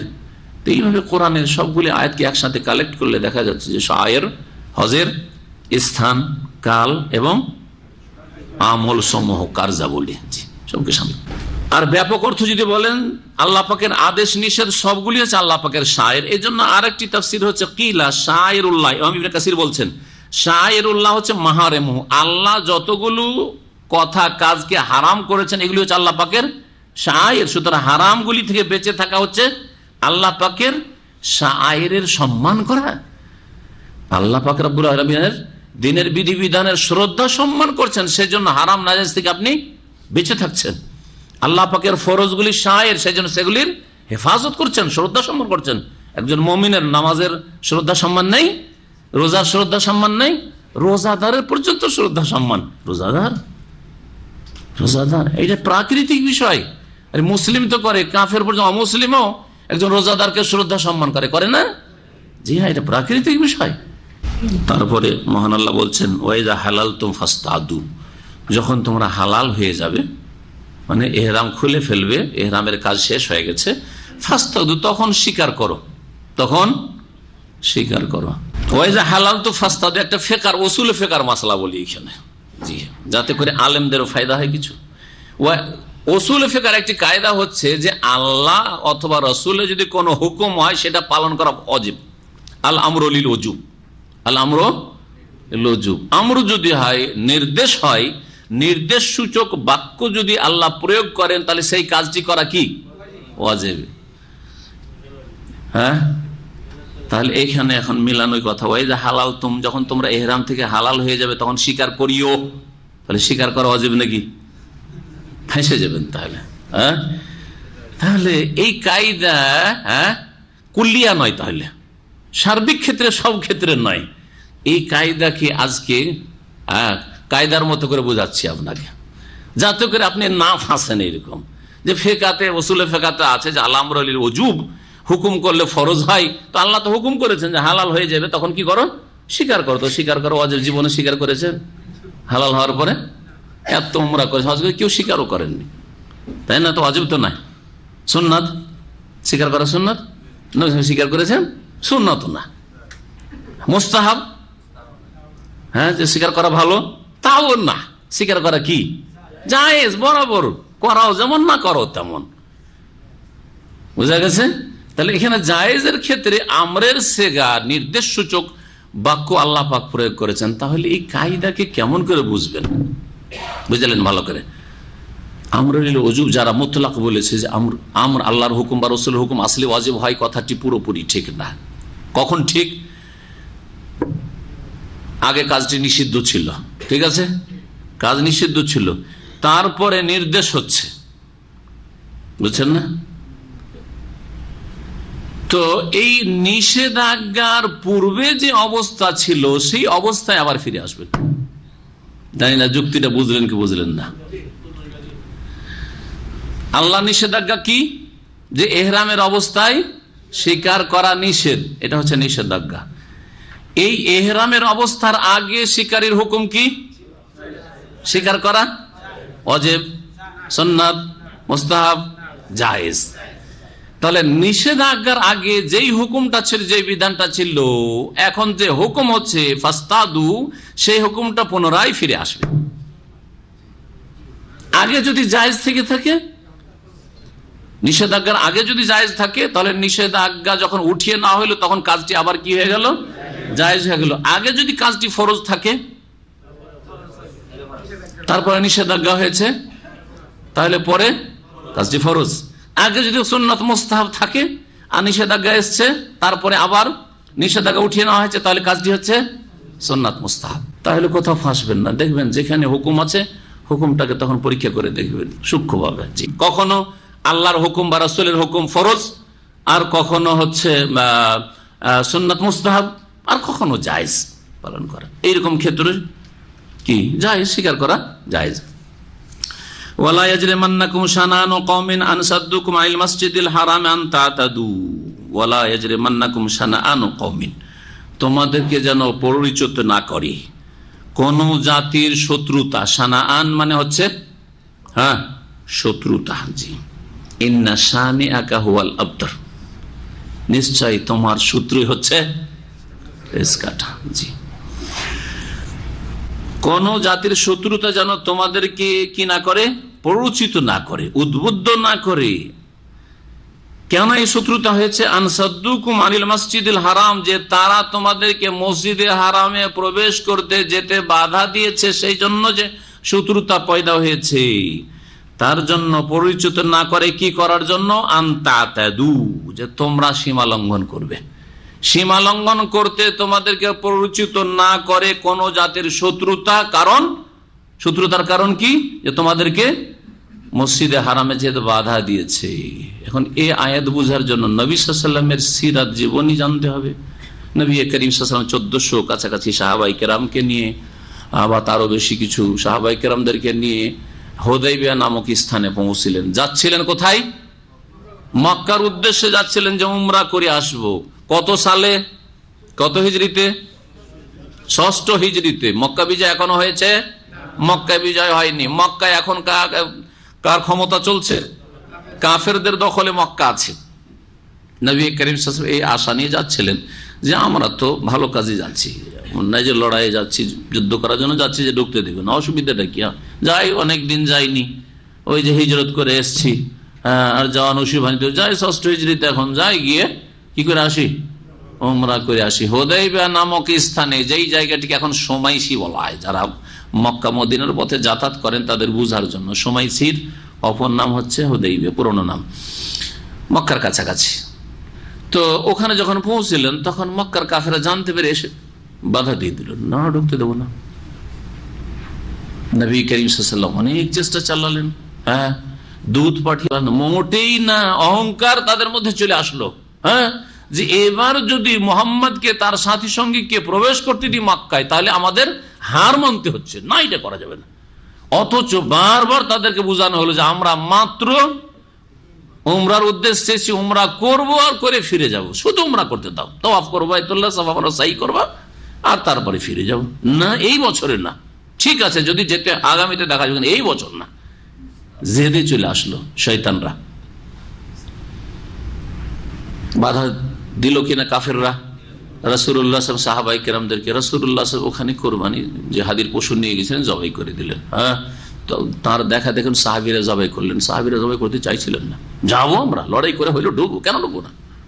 আমরা কোনো লড়াইয়ের জন্য আসিনি, আমরা ইবাদতের জন্য এসেছি, আল্লাহর ঘরে তওয়াফ করার জন্য এসেছি। ওমর রাদিয়াল্লাহু মানবেন না, এই কেন লাঞ্ছনা, এই লাঞ্ছনা কেন স্বীকার করব? কিন্তু নবী করিম সাল্লাল্লাহু আলাইহি ওয়াসাল্লাম যখন জবাই করে দিলেন, সবাই বলেছেন না, আর উপায় নেই, আর যাওয়া যাবে না। উদ্দেশ্য ছিল যে নবীকে যদি কোন রকম রাজি করে যেতে পারে, কিন্তু না যাওয়া যাবে। হুদাইবিয়ার সন্ধি হয়ে গেল, হলো না? হলো না। পরের বছর উমরাতুল কাজা, এই যে চুক্তির ভিত্তিতে উমরা হলে, উমরাতুল কাজা করার জন্য 7ম হিজরিতে রাসূলুল্লাহ সাল্লাল্লাহু আলাইহি ওয়াসাল্লাম সাহাবায়ে কেরামদেরকে উমরা করে আসা 3 দিনের জন্য গিয়ে। আল্লাহ রাব্বুল আলামিন বলছেন যে তোমাদেরকে যেহেতু মক্কায় ঢুকতে বাধা দিয়েছে, সেই জন্য তোমরা শত্রুদেরকে কি করিও না, শত্রুদের ক্ষেত্রে সীমা লঙ্ঘন করিও না, ক্ষয়ক্ষতি করিও না, বাড়াবাড়ি করে তাদের ক্ষেত্রে এমন কোন আচরণ করিও না তাদের সাথে। হয়েছিল কি, যেই সময় বাধা দিল, আর যেতে পারবো না, পারলাম না, যেতে দিল না, ওই সময় কাফেরদের কিছু মিত্র গোত্র কাফের, ওরা মক্কা যাচ্ছে, ওদেরকে তার বাধা নেই, ওরা যাচ্ছে। নবী সাল্লাল্লাহু আলাইহি ওয়াসাল্লাম সাহাবায়ে কেরাম রাসানা নুজুল বলা হয়েছে, যে তাফসীরে আছে, নবী করিম সাল্লাল্লাহু আলাইহি ওয়াসাল্লাম সাহাবারা বললেন, ইয়া রাসূলুল্লাহ, এই কাফেররা আমাদেরকে মক্কা যেতে বাধা দিয়েছে, এই কাফেররা বাইরে থেকে মক্কা ঢুকতে, এদেরকে আমরা ঢুকতে দেবো না, ওদেরকে এখানে থামিয়ে দেবো, ঢুকতে দেবো না। আল্লাহ কোরআন আয়াত নাযিল করলেন, তারা ঢুকতে দেয়নি ভালো কাজের জন্য, সেজন্য তোমরাও ঢুকতে দেবে, এটা সীমা লঙ্ঘন হবে। সীমা লঙ্ঘন ইসলাম শেখায় না, সীমা লঙ্ঘন শেখায় না। জি হ্যাঁ, কেউ গাল দিলে গাল দিয়ে বদলা শেখায় না। জি হ্যাঁ, প্রতিশোধ আছে, কিন্তু খারাপ কাজ করে প্রতিশোধ না, ভালো দিয়ে প্রতিশোধ আছে ইসলামে। আর একটি কথা মনে রাখবেন, প্রতিশোধ ইসলাম আছে না নেই? জায়েজ আছে প্রতিশোধ নেওয়া, কিন্তু ভালো দিয়ে প্রতিশোধ নেওয়া যেতে পারে, মন্দ দিয়ে মন্দের প্রতিশোধ নেওয়া যায় না। কেউ গাল দিয়েছে, আমিও গাল দিয়ে নেবো, করা যাবে? কেউ মুসলিম মেয়েকে ধর্ষণ করেছে, সেই জন্য কাফেরদের মহিলাকে ধর্ষণ করা যাবে? হারাম। এটা হচ্ছে মন্দ দিয়ে প্রতিশোধ নেওয়া। মন্দ দিয়ে প্রতিশোধ জায়েজ না, হ্যাঁ, ভালো দিয়ে প্রতিশোধ জায়েজ আছে। তো আল্লাহ পাক বলছেন যে তোমরা সীমা লঙ্ঘন করি না। ওয়া তাআওয়ানু আলাল বিররি ওয়াত তাকওয়া, এটি হচ্ছে দ্বীন ইসলামের মৌলিক নীতিমালা, ভালো করে মনে রাখবেন। আর তোমরা পরস্পরকে সহযোগিতা করো নেকির কাজে এবং ওয়াত তাকওয়া, সংযমশীলতার কাজে, সংযত হওয়ার ক্ষেত্রে, আল্লাহ ভীরুতার কাজে। যে কোনো নেকির কাজে যে কোনো ব্যক্তির সাথে কি করো? সহযোগিতা করো। যে কোনো দলের সাথে সহযোগিতা, যে কোনো গোষ্ঠীর সাথে জি সহযোগিতা করবেন। কিসের কাজে? আলাল বির, নেকির কাজে, ওয়াত তাকওয়া এবং আল্লাহ ভীরুতার কাজে। আর কোন কাজে সাহায্য সহযোগিতা করবেন না?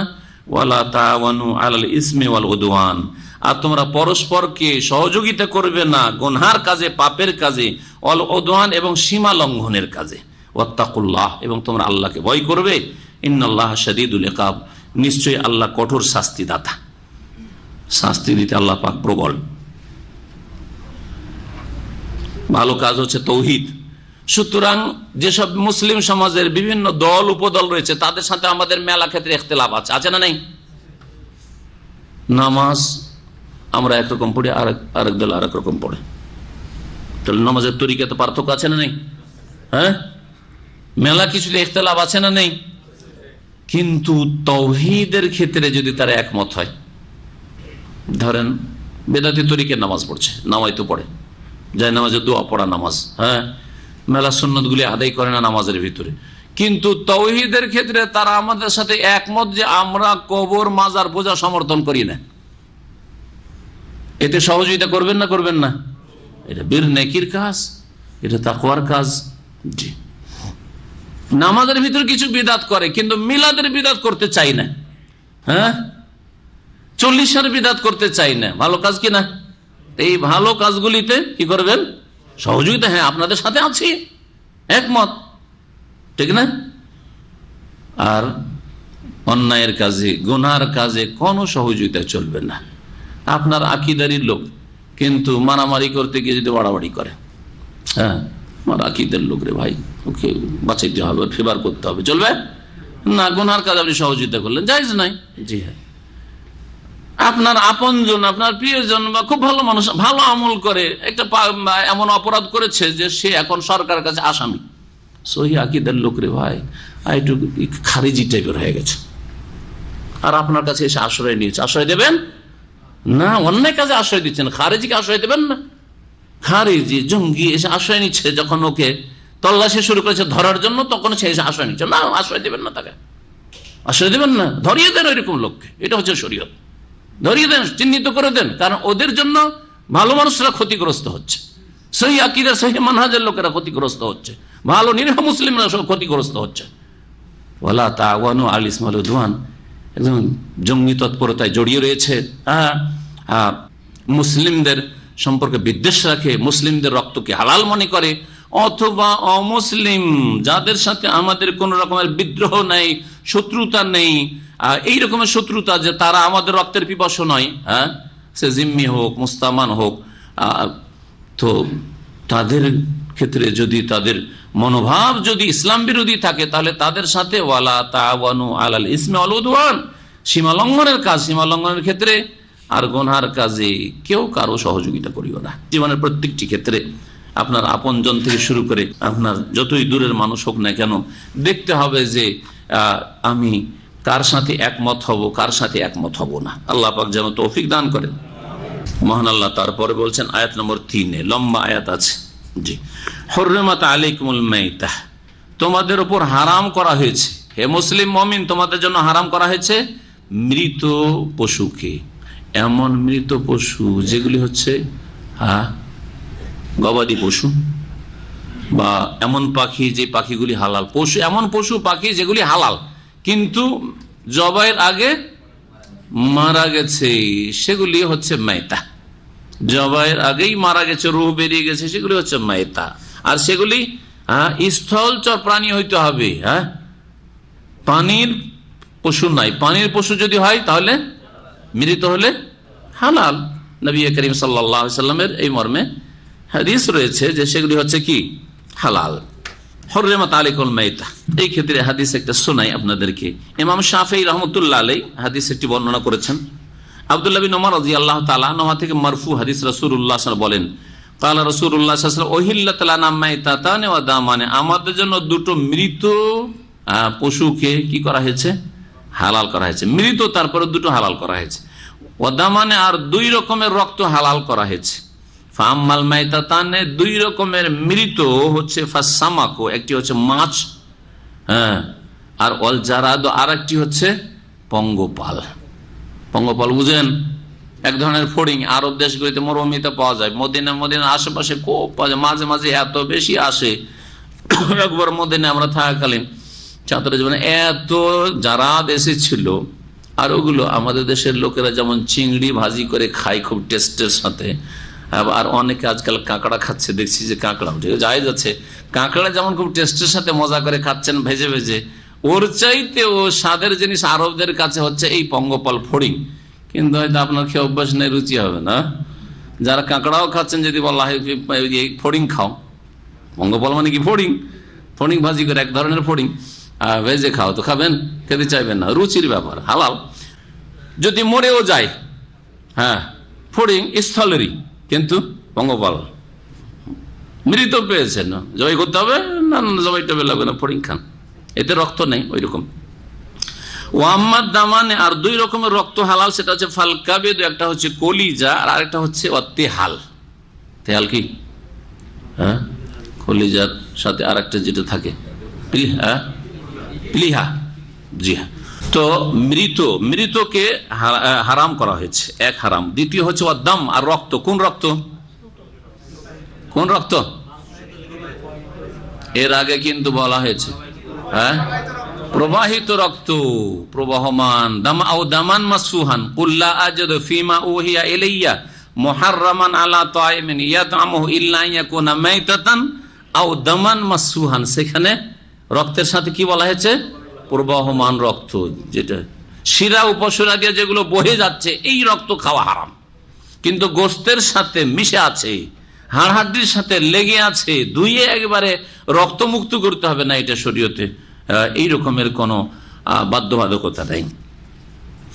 তো এখানে প্রবাহমান রক্ত হারাম করা হয়েছে। লাহমুল খিনজির, এবং হারাম করা হয়েছে শুকুরের গোস্ত। শুকুরের গোস্ত বলা হয়েছে, তার মানে শুকুরের অন্য অন্য অংশ কি হালাল? হালাল না, কারণ গোস্তটাই হচ্ছে আসল। আর গোস্ত বললে আমরা সবটা সামিল করি।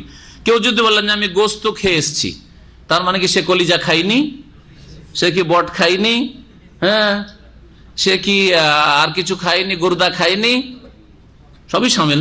সে কি গোস্ত খেয়েছে মানে চর্বি খায়নি, হ্যাঁ, চর্বি বেছে বেছে শুধু গোস্তটা খেয়েছে, সব সামিল, তাই না? তা আমি গরুর গোস্ত খেয়েছি মানে গরুর চর্বিও খেয়েছি, হ্যাঁ, হাড্ডি খাইনি, হাড্ডিও চুষেছে, সবকে সামিল। তাহলে তো যেহেতু গোস্তটা হচ্ছে আসল, সেই জন্য লাহমুল খিনজির বলা হয়েছে, শুকুরের যে কোনো অংশ হারাম করা হয়েছে। জি, এই বিধানগুলি এখানে সবচেয়ে বেশি বিস্তারিত এসছে, কিন্তু সূরা বাকারাতেও আছে, আরো কয়েকটি সূরাতে উল্লেখ করা হয়েছে, যেমন সূরা আনামেও উল্লেখ করা হয়েছে। ওমা উহিল্লা লিগাইরিল্লাহি বিহি, আর ওই সব পশু জীবজন্তু যেগুলি হালাল ছিল কিন্তু আল্লাহ ছাড়া অন্যের নামে জবাই করা হয়েছে, আল্লাহ ছাড়া অন্যের নামে জবাইকৃত পশু বিসমিল্লাহ বলে জবাই করা হয়নি, এমনি জবাই করে দেওয়া হয়েছে, অথবা গায়রুল্লাহর নামে জবাই করা হয়েছে, হ্যাঁ, দেবদেবীর নামে জবাই করা হয়েছে, এটা বড় পীরের নাম, বড় পীরের নামে জবাই করলাম, হ্যাঁ, গৌসুল আজমের নামে, হারাম। জি, নিজের বাড়িতেই জবাই করছেন, আর সেই পশুটা উৎসর্গ করেননি কারণ নামে, জবাই করার সময় আল্লাহ সামান্যের নাম নেওয়া হইলো, সেটা জবাই করা হইলেও সেটা কি হারাম। দুর্গার যদি নাম নেওয়া হয় তো হারাম, আর দরগার নাম নিলে হারাম হবে না, নাকি হারাম হবে না? হারাম। যদি হিন্দুদের মন্দিরে জবাই করা, বলিদান করা হয় তাদের ভাষায়, তাহলে হারাম হবে। আর যদি ওরসের সময় মাজারে নিয়ে গিয়ে জবাই করা হয় তো সেটা হারাম হবে না? একই রকম, দুই বিধানে কোনো পার্থক্য নেই। যেই পশু মন্দিরে নিয়ে গিয়ে বলিদান করা হইলো, জবাই করা হইলো, উৎসর্গ করা হইলো, আর যেই পশু মাজারে নিয়ে গিয়ে জবাই করা হইলো, ওরসে জবাই করলো, একই রকম, দুটোই হারাম। যদিও সেখানে গিয়ে বিসমিল্লাহ আল্লাহু আকবার বলেও জবাই করা হয়, এক তো বিসমিল্লাহ বলা হয়নি, সেটাও হারাম। বাড়িতে জবাই করেছেন, আল্লাহর নাম না নিয়ে আপনি পীর সাহেবের নাম নিয়েছেন, সেটা হারাম। আর আরেকটা হচ্ছে আস্তানাতে নিয়ে গিয়ে জবাই করেছেন, বা হচ্ছে কোনো আস্তানার উদ্দেশ্যে উৎসর্গ করেছে, ওই নামেই সেই পশুটা ছাড়া আছে, জবাই করলেন বিসমিল্লাহ বলে, সেটাও হারাম। এর জন্য আগে আর একটা বাক্য আছে, অমা জবে হালা নসব, সবগুলি যাতে সামিল হয়। এইরকম যত ধরনের আল্লাহ ছাড়া অন্যের নামে জবাই, অথবা আল্লাহ ছাড়া অন্যের সন্তুষ্টির জন্য জবাই, আল্লাহ ছাড়া অন্যের জন্য উৎসর্গ করা হয়, আল্লাহ রাব্বুল আলামিনের ছাড়া অন্য কোনো আস্তানাতে গিয়ে জবাই করা হয়, যে সবগুলি হচ্ছে হারাম। ওয়াল মুনখানিকাতু, ওয়াল মুনখানিকাতু খানাকা ইয়াখনিকু মানে হচ্ছে শ্বাসরুদ্ধ করে মারা, গলা টিপে মারা। গলা টিপাকে কি বলা আরবিতে? খানাকা বলা হয়। খানাক মানে হচ্ছে গলা টিপা। তো এমন জীবজন্তু, এমন পশু পাখি যেগুলিকে গলা টিপে মারা হয়েছে, শ্বাসরুদ্ধ করে মারা হয়েছে, দৈরা আছে একটা পাখিকে গলা টিপে আর মরে গেল, হালাল না হারাম? বিসমিল্লাহ আল্লাহু আকবার বলেছে, হালাল হবে? তারপর হালাল না। বিসমিল্লাহ আল্লাহু আকবার, বিসমিল্লাহ বলার সাথে কি করতে হবে? রক্ত প্রবাহিত, মা আনহারাদ্দাম, নবী করিম সাল্লাল্লাহু আলাইহি ওয়াসাল্লাম হাদিসে রয়েছে যে এমন কোন ধারালো জিনিস হইতে হবে যে কি করে? আনহারাদ্দাম, রক্ত প্রবাহিত করতে পারে, রক্ত বইতে হবে। রক্ত যদি প্রবাহিত না হয় তো সেই জন্তু হচ্ছে হারাম। তার একটি হচ্ছে মুনখানিকা, এমন পশু যা শ্বাসরুদ্ধ করে মারা হয়েছে, শ্বাসরুদ্ধ হয়ে মৃত। ওয়াল মাওকুজা, তো মাওকুজা শব্দটি ওয়াকাজা থেকে, ওয়াকিজ হাদিসে এসেছে ফাইন্নাহু ওয়াকিজুন। জি, মাওকুজা কোন জীবজন্তু? এমন পশু পাখি যেই পশু পাখিকে ধারবিহীন অস্ত্র দিয়ে আঘাত করে মারা হয়েছে, ধার নেই, দিলেন এই তো হালকা হালকা দিয়ে তো মরবে না, ভারী ভারী দিয়ে একটা ভারী একটা পাথর অথবা লাঠি, একটা লাঠির বাড়ি দিয়ে, একটা লাঠির বাড়ি দিল, মরে গেল। বিসমিল্লাহ আল্লাহু আকবার, একটা লাঠির বাড়ি। জি হ্যাঁ, হ্যাঁ, আজকাল কি নিয়ে থাকছে, হাতুড়ি না লোহা নিয়ে থাকছে, আর মাথায় দিচ্ছে একটা করে বাড়ি, দেখেছেন ইন্টারনেটে? হ্যাঁ, মাথায় একটা করে বাড়ি দিচ্ছে, হ্যাঁ, তারপরে পড়ে গেল, মরে গেল। এগুলি হচ্ছে ওয়াকিজ, মাওকুজা, হারাম। জি, ধারবিহীন অস্ত্র দিয়ে আঘাত করা পশু পাখি যদি মরে যায়, তাতে জবাই না করা হয়, তাহলে সেটা হচ্ছে হারাম। ওয়াল মুতারাদ্দিয়া, তো তারাদ্দা মানে পতিত হওয়া, সে ছাদ থেকে হোক অথবা পাহাড় থেকে হোক, কোনো উঁচু জায়গা থেকে হোক, পতিত হওয়া। তো এই তারাদ্দা থেকে মুতারাদ্দি, এমন পশু পাখি খাওয়া হারাম যা পতনের কারণে মরে গেছে, পতিত হয়েছে ওপর থেকে কোন জায়গা থেকে, যার ফলে কি হয়েছে? মরে গেছে। এমন পশু খাওয়া হারাম। তাহলে পাহাড় থেকে আছাড় খেয়ে বা ছাদ থেকে আছাড় খেয়ে একটা আপনার বকরি পড়ে গেল, নিচে দেখছি যে পড়ে মরে গেছে, হ্যাঁ, জবাই করতে আর পারলেন না, জবাই করার আগে মরে গেছে, তাড়াতাড়ি করে জবাই করে দেন, রক্ত কোন রকম বের করে দেন, ছটপট ছটপট করছে, তাহলে জায়েজ, তাহলে জায়েজ। আবার যতগুলি পশু বলা হলো, লাঠি দিয়ে একটা বাড়ি দিচ্ছে, ছটপট ছটপট করছে, এখনো জান আছে, হ্যাঁ, রো বেরিয়ে যায়নি, বিসমিল্লাহ বলে জবাই করে দেন, তাহলে হালাল হয়ে যাবে। কেমন করে বুঝবেন যে এটা বেঁচে আছে কিনা? জবাই করার সময় বুঝতে হবে। অনেক সময় অসুখ মুরগি, আমাদের দেশে গ্রামাঞ্চলে অসুখ, একটা খাসি অসুখ, হ্যাঁ, বকরি একটা অসুখ, অসুস্থ পড়ে আছে, জবাই করে দেন, যদি মরে যাওয়া অবস্থায়, তাহলে মাইতা, মৃত হয়ে গেল, জবাই করে দিতে পারেন। তো জবাই করার সময় বুঝতে পারলেন না বেঁচে আছে কি না, আমি জবাই করার আগেই ওর রূহ বেরিয়ে গেছে, মরে গেছে, না আমার জবাইয়ের কারণে মরলো পশুটা, কেমন করে বুঝবেন? কেমন করে বুঝবেন? জবাইয়ের সময় যাতে করে হাত পা নড়াচড়া করে, যখন ধারালো অস্ত্র চালাচ্ছেন, যদি হাত পা একটু নড়াচড়া করে, তাহলে বলছেন জান আছে, এখনো প্রাণ আছে, তাহলে আপনার জন্য হালাল।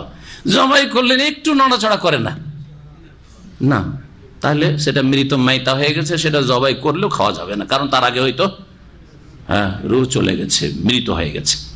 ওয়ান নাতিহাতু, নাতাহা ইয়ানতাহ মানে হচ্ছে সিংহের আঘাতে যদি মারা হয়, সিংহের আঘাত করা, নাতাহা ইয়ানতাহ মানে হচ্ছে দুটো বকরাতে সিং মারামারি করে দিল, মেরে আর মরে গেল।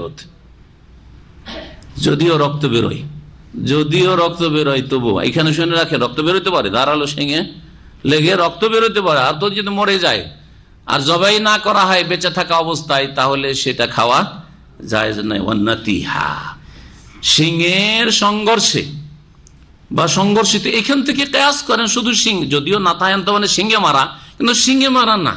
একটা গাড়িতে কার এসে ধাক্কা দিয়েছে, একটা ট্রাক, একটা বাসে এসে একটা বকরিকে একটা গরুকে ধাক্কা দিল। উটের অ্যাক্সিডেন্ট হয় সৌদি আরবে, যেসব রাস্তায় জালি দিয়ে ঘেরা থাকে না রোড, আমি নিজের চোখে দেখেছি। আল কাসিম একবার সফর করছি, কাসিম থেকে মদিনা অথবা কোনো জায়গায় যাচ্ছি, ছোট একটা রোড, আর যে রোডগুলিতে জালি নেই, ওই রোডের ওপর রাত্রিবেলা একটা পিক আপ নিয়ে একজন এসছে, কত যে স্পিডে ছিল। উট দ্রুত কিন্তু চলে আসে, অনেক সময় অন্ধকারে দেখা যায় না, ডাইরেক্ট এবার উটকে মেরেছে। উট পড়ে আছে, পড়ে থাকা অবস্থা দেখলাম রাত্রে অ্যাক্সিডেন্ট হয়েছে। গাড়ি শেষ হয়ে গেছে, গাড়ির চালকও শেষ হয়ে গেছে, উটও শেষ, উট পড়ে আছে মৃত। এটা এই উটটা হালাল না হারাম, এই ফতোয়াটা কোত্থেকে নেবেন? এই ওয়ান্নাতিহাত, সংঘর্ষে, সিংহের সংঘর্ষ হোক অথবা অন্য কিছুতেই হোক, সংঘর্ষে জি আঘাত পেয়েছে। মওকুজার অন্তর্ভুক্ত হইতে পারে। মওকুজা এমন কিছুতে আঘাত পেল, আঘাতপ্রাপ্ত যেটা যাতে রক্ত প্রবাহিত করা যায় না, এবং রক্ত প্রবাহিত করার সময় বিসমিল্লাহ বলতে হয়, বিসমিল্লাহ বলা হয়নি। জি। ওয়ামা আকালাস সাবু, এবং এমন পশু পাখি হারাম যেগুলিকে হিংস্র পশুতে খেয়ে নিয়েছে। হিংস্র পশু ধরে কি করেছে? এমন করে ধরেছে যে ওতে মরে গেছে, মরে যাওয়ার পর পাচ্ছেন আপনি। আর হিংস্র পশুকে আপনি ছাড়েননি, কিন্তু সেটা শিকারী পশুও নয়, আর বিসমিল্লাহ বলেও ছাড়েননি আপনি, বিসমিল্লাহ বলেননি তাতে। কারণ হিংস্র পশু একটা ধরেন দেশে শ্রীগালে ধরে, তো শ্রীগাল তো আছে আমাদের দেশে না, শ্রীগাল খেকশিয়ালে মুরগি ধরে না, বকরির বাচ্চা ধরে না, বকরির বাচ্চা বাসে একটা মুরগি ধরেছে, আর ধরে নিয়ে পালাতে পালাতে তার তাড়া দিলেন, ছেড়ে পালিয়ে গেল, পেয়ে গেলেন। যদি জীবিত অবস্থায় পেয়ে যান আর তাড়াতাড়ি যদি জবাই করে দেন ধারালো অস্ত্র দিয়ে বিসমিল্লাহ বলে, তাহলে তো হয়ে গেল কাজ হালাল। কিন্তু মরে গেছে, মরে অবস্থায় পেলেন, খেতে পাইনি, দাঁত বসিয়েছে, মরে গেছে, মরেই গেছে, তাহলে অমা আকালাস সাবু, সে খাক আর না খাক, হ্যাঁ, হিংস্র পশুর আক্রমণে মরে গেছে, সেটা হচ্ছে হারাম। ইল্লা মা যাক্কাইতুম, তবে এগুলির মধ্যে যেগুলিকে তোমরা আল্লাহর নাম নিয়ে পবিত্র করতে পারবে, জবাই করতে পারবে। জাক্কা ইউজাক্কি, হ্যাঁ, জাল দিয়ে আছে, একটা হচ্ছে জাক্কা, যা দিয়ে মানে পবিত্র করা, আর জাক্কা হচ্ছে মানে জাবাহতুম, জবাই করা, বিসমিল্লাহ বলে জবাই করা। যেগুলিকে বিসমিল্লাহ বলে জবাই করতে পারবে, এইগুলি ধরেন প্রথম গলা টিপা দেওয়া হয়, শ্বাসরুদ্ধ করা হয়েছিল, হ্যাঁ, একটু কোনো মুরগিকে বা কোনো কিছুকে, খাসিকে, অথবা কোনো ভারী অস্ত্র দিয়ে, যেগুলো ধারালো নয়, ধারবিহীন অস্ত্র দিয়ে আঘাত করা হয়েছে, কিন্তু পরে জবাই করতে বলেন, তাহলে হালাল হবে না? হবে না। এরকম ওপর থেকে পড়ে গেছে, ছটপট করছে, জবাই করতে পারি, ইল্লা মা যাক্কাইতুম, তো হালাল। এইরকমই দুটো খাসিতে বা দুটো গরুতে মারামারি করে মরতে যাচ্ছে, ইল্লা মা যাক্কাইতুম, জবাই করে দিতে পারলেন, তাহলে হালাল। এইরকমই হিংস্র পশুতে, বাঘে, শৃগালে, কোনো কিছুতে, নেকড়ে বাঘে ধরে নিয়েছিল কোন পশু, তারপরে সেটা যাক্কাইতুম, জবাই করতে পারলে, তাহলে সেটা হালাল। এক কথায় ইল্লা মা যাক্কাইতুম সম্পর্ক আগের যতগুলি হারাম সেগুলি। মৃত এখন হয়নি, মরো অবস্থা, ইল্লা মা যাক্কাইতুম, জবাই করে দিতে পারলেন, তাহলে সেটা খাওয়া জায়েজ।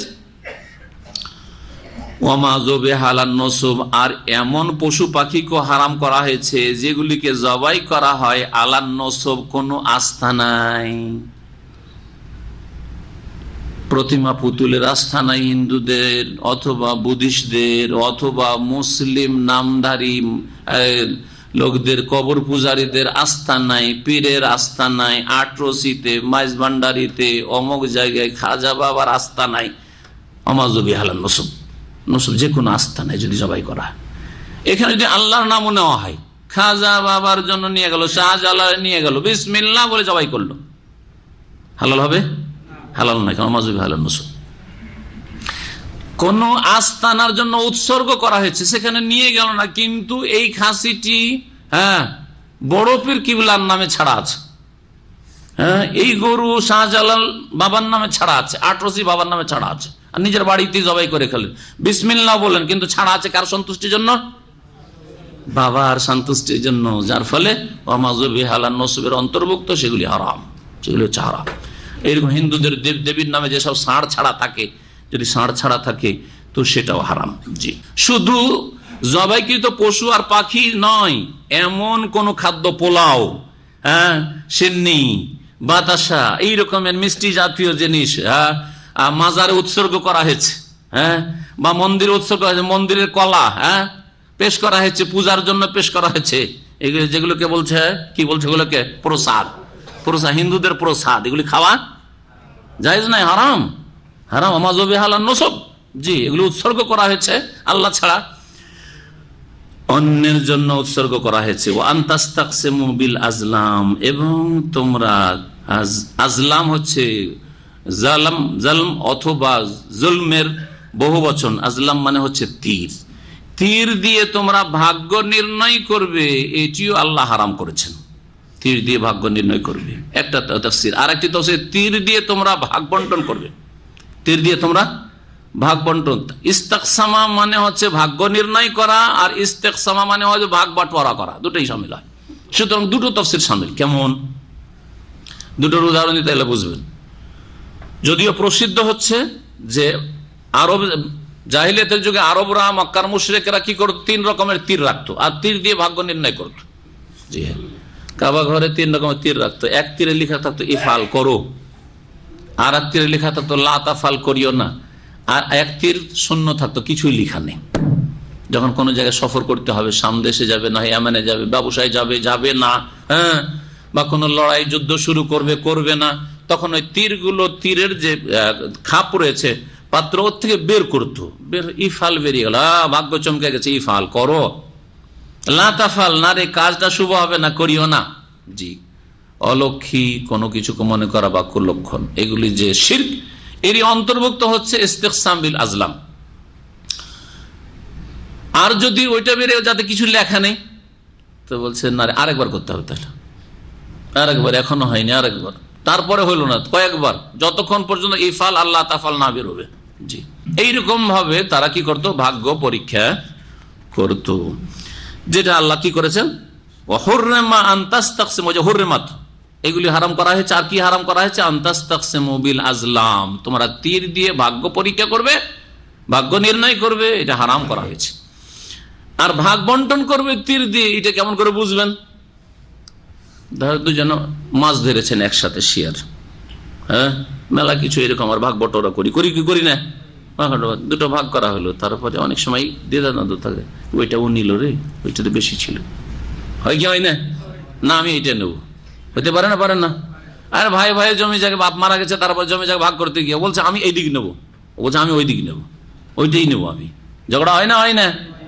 তাহলে এই ক্ষেত্রে, জি হ্যাঁ, এই ক্ষেত্রে ভাগ্য নির্ণয়ের জন্য এই তীর ব্যবহার করা, জি হ্যাঁ, ভাগ্য নির্ণয়ের জন্য এইরকম তীর, জাহিলিয়াতের যুগে এইসব তীর ব্যবহার করা আল্লাহ পাক রব্বুল আলামিন নিষেধ করেছেন। জুয়ার তীর তারা ব্যবহার করত। ওতে কি করত? যদি এটা হয় যে আমরা ঝগড়া মিটানোর জন্য কোরা করা, যেটা তো কোরা তো জায়েজ, কোরা জায়েজ, সবাই হক পাচ্ছে কিন্তু কোরা করার জন্য। কিন্তু যদি হয় যে এটা কে পাবে, নেবে না, বঞ্চিত করার জন্য কাউ কি হয়, তাহলে সেটা তখন এর অন্তর্ভুক্ত হবে। ভাগ বটোয়ারার ক্ষেত্রে কে একজন পাবে আর একজনকে বঞ্চিত করবে, সেই জন্য যদি হয় তাহলে তখন নাজায়েজ হবে। আর এমনি যদি কোরা হয় তাহলে কোরা শরীয়তে জায়েজ আছে, নবী করিম সাল্লাল্লাহু আলাইহি ওয়াসাল্লাম কোরা করেছেন। স্ত্রী কয়েকজন আছে, সফরে যাবে, রাসূলুল্লাহ সাল্লাল্লাহু আলাইহি ওয়াসাল্লাম একজন স্ত্রীকে নেবেন, তখন কোরা করেছেন, কার নাম উঠে, নাম লিখে নিয়ে গেছেন। লটারি করা, লটারি শব্দটি আবার তো জুয়া, আজকাল লটারি মানে জুয়া হচ্ছে, কোরা মানে লটারি, ধরেন বোঝানোর জন্য। যালিকুম ফিসক, আল্লাহ পাক বলছেন এগুলি হচ্ছে কি, হচ্ছে এই কাজগুলি হচ্ছে পাপাচার, মানে এই হারাম বস্তুগুলি খাওয়া, হ্যাঁ, বা করা, এগুলি হচ্ছে ফিসক, পাপাচার। আলিয়াউমা ইয়াইসাল্লাযীনা কাফারু মিন দীনিকুম, আজকে নিরাশ হয়ে গেছে কাফেররা তোমাদের দিন সম্পর্কে, অর্থাৎ তোমাদের দিনকে কখনো কাফের আর দুর্বল করতে পারবে না, মনে রাখো। আজকে নবী সাল্লাল্লাহু আলাইহি সাল্লামের উপর আয়াত নাযিল হচ্ছে আরাফার ময়দানে, যে এতদিন কাফেরদের, আরব কাফেরদের এই আশা ছিল যে মুহাম্মদকে দমন করে দেব, মুহাম্মদের সাথী সঙ্গীদেরকে নির্মূল করে দেব, ইসলামকে মুছে দেব। আল্লাহ ঘোষণা করে জানিয়ে দিয়েছেন, আলিয়াউমা ইয়াইসাল্লাযিনা কাফারু মিন দীনিকুম, আজকে নিরাশ হয়ে গেছে কাফেররা তোমাদের দিনকে প্রতিহত করা হতে, তোমাদের দিনকে কখনো মুছে দিতে পারবে না যতদিন পর্যন্ত তোমরা দিনের উপর কায়েম থাকবে। আজকে যে দিনই ইসলাম দুর্বল মনে হচ্ছে, মুসলিমরা সবচেয়ে দুর্বল নির্যাতিত, মুসলিমদের চলন দোষে, আকীদার দোষে, ইবাদতে ত্রুটির কারণে, তাদের আখলাক চরিত্র ত্রুটির কারণে, আল্লাহর দিন থেকে সরে যাওয়ার কারণে। নবী করিম সাল্লাল্লাহু আলাইহি ওয়াসাল্লাম ইয়ানজিউ হাত্তা তারজিউ ইলা দীনিকুম, আল্লাহ এই লাঞ্ছনাকে উঠিয়ে নেবেন না যতক্ষণ পর্যন্ত তোমরা তোমাদের দিনের দিকে ফিরে না আসবে। দিনের দিকে ফিরে আসো, যেমন সাহাবায়ে কেরামগণ ফিরে গেছেন রাসূলুল্লাহ সাল্লাল্লাহু আলাইহি ওয়াসাল্লামের সাথে সঠিক দিনের দিকে, তৌহিদের দিকে ফিরে আসো, সুন্নতের দিকে ফিরে আসো, আল্লাহর ইবাদতের দিকে ফিরে আসো, পাপ মুক্ত হয়ে তওবা করে ফিরে আসো, আল্লাহ মান ইজ্জত ফিরিয়ে দেবেন। আলিয়াউমা ইয়াইসাল্লাযিনা কাফারু, তো শুধু সাহাবায়ে কেরাম তাবেঈনদের সাথে সীমিত নাই, বা খোলাফায়ে রাশিদিনের জামানার সাথে সীমিত নাই। আলিয়াউমা ইয়াইসাল্লাযিনা কাফারু মিন দীনিকুম। আর সত্যিকার মুসলিম হলে মুসলিমকে, মুমিনকে দিয়ে কখনো আর শিরকি কাজ করাতে পারবে না, এই কথাও বোঝানো হয়েছে। এটা বিশেষ করে এখানে উল্লেখ করার প্রয়োজন রয়েছে, কারণ নবী করিম সাল্লাল্লাহু আলাইহি ওয়াসাল্লাম এর একটি হাদিস রয়েছে, তিনি বলছেন ইন্না শাইতানা কাদ ইয়াইসা আন ইয়াবুদাহু ফি জাজিরাতিল আরব। শয়তান, মানুষ শয়তান হোক আর জিন শয়তান হোক, শয়তান বলা হয়েছে। জিন শয়তান কুমন্ত্রণা দেয়, আর মানুষ শয়তান অসৎ পরামর্শ দেয়, ভুল বুঝায়, ভুল শিখায়, তাই না? শয়তান কি হয়ে গেছে? নিরাশ হয়ে গেছে। আইয়াবুদাহুল মুসাল্লুন, যে শয়তানের পূজা করবে মুসল্লিরা, নামাজি মুসলিমরা, ফি জাজিরাতিল আরবে, আরব দেশে, এটা হইতে পারে না। আরব মুসলিমরা কেউ আল্লাহ ছাড়া অন্যের পূজার দিকে ফিরে আসবে, শিরকে লিপ্ত হবে, এই কথা থেকে শয়তান কি হয়ে গেছে? নিরাশ হয়ে গেছে, হতাশ। আর এই আশা করতে পারবেন যে আরব দেশেও আমি শিরক করাবো, এই ইবলিস শয়তানের এই আশা আর নেই। এই আশাকে চূর্ণ বিচূর্ণ করে দিচ্ছেন আল্লাহ পাক রব্বুল আলামিন রাসূলুল্লাহ সাল্লাল্লাহু আলাইহি ওয়াসাল্লামকে। এটি সহিহ হাদিস। তবে একটা কাজ করতে পারবে। কি কাজ জানেন? কি কাজ? যারা তৌহিদবাদী, যারা সুন্নতের অনুসারী, তাদেরকে দিয়ে ওই কাজটা করাতে পারবে। ওই হাদিসের শেষখানে আছে ওয়ালাকিন, কেউ জানেন না এই হাদিস? ওয়ালাকিন ফিত তাহরিশে বাইনাহুম, তবে তাদের আপোষে লড়াবার ক্ষেত্রে, হ্যাঁ, আপোষে মারামারি আর আপোষে অনৈক্য সৃষ্টি করার ব্যাপারে শয়তান নিরাশ হয়নি।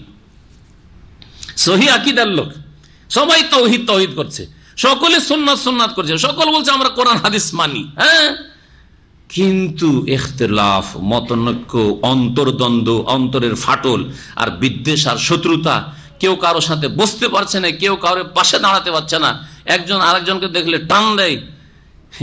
এই ক্ষেত্রে শয়তান লাম ইয়াইস, নিরাশ হয়নি। এটি নবী করিম সাল্লাল্লাহু আলাইহি ওয়াসাল্লামের কথা। কিন্তু নবী সাল্লাল্লাহু আলাইহি ওয়াসাল্লাম ভবিষ্যৎবাণী করেছেন আমাদের এরকম অবস্থা থাকবে আর হবে বলে, তো আমাদের ওই রকমই থেকে যেতে হবে না, আমাদের চাল চলন ঠিক করার চেষ্টা করতে হবে, হ্যাঁ, না শয়তানকে সুযোগ দিতে হবে, না শয়তানকে নিরাশ করার চেষ্টা করতে হবে। শয়তান এক শ্রেণীর লোকেরা মরেছেন, নবী সাল্লাল্লাহু আলাইহি ওয়াসাল্লাম তো ভবিষ্যৎবাণী করেছেন, তো হবে, তো আমার চাল চলনটা থাক ওই রকমই থাক, আমি ওইটা ভবিষ্যৎবাণী করে দেখাই, ঠিক না? হ্যাঁ, ভবিষ্যৎবাণীর বাস্তবায়ন করছি আমরা। আউযু বিল্লাহ। আপোষ অনৈক্য, সহিহ আকীদার দাবিদার আর অনৈক্যের শেষ নেই, ফাটলের শেষ নেই। ফালা তাখশাহুম ওয়াখশাউন, সুতরাং কাফেরদেরকে ভয় করিও না, ওয়াখশাউনি, আমাকে ভয় করো। আলিয়াউমা আকমালতু লাকুম দীনাকুম, আজকে তোমাদের জন্য তোমাদের দিনকে পূর্ণ করে দিলাম। ওয়া আতমামতু আলাইকুম নি'মাতি, এবং আমার নিয়ামত অনুগ্রহ তোমাদের উপর পরিপূর্ণ করে দিলাম, সম্পূর্ণ করলাম। ওয়া রাদিতু লাকুমুল ইসলাম, নিয়ামত কি? আল্লাহর নিয়ামত হচ্ছে হেদায়েতের নিয়ামত। হেদায়েতের নিয়ামত নবী করিম সাল্লাল্লাহু আলাইহি ওয়াসাল্লামকে দিয়ে হালাল হারাম, জায়েজ নাজায়েজ, ফারায়েজ ওয়াজিবাত, আওয়ামির নাওয়াহি, করণীয় বর্জনীয় সবকিছু, এগুলি আল্লাহ পাকের যে নিয়ামত, দ্বীন ইসলাম পরিপূর্ণ করে দিয়ে দিলেন আল্লাহ পাক রব্বুল আলামিন।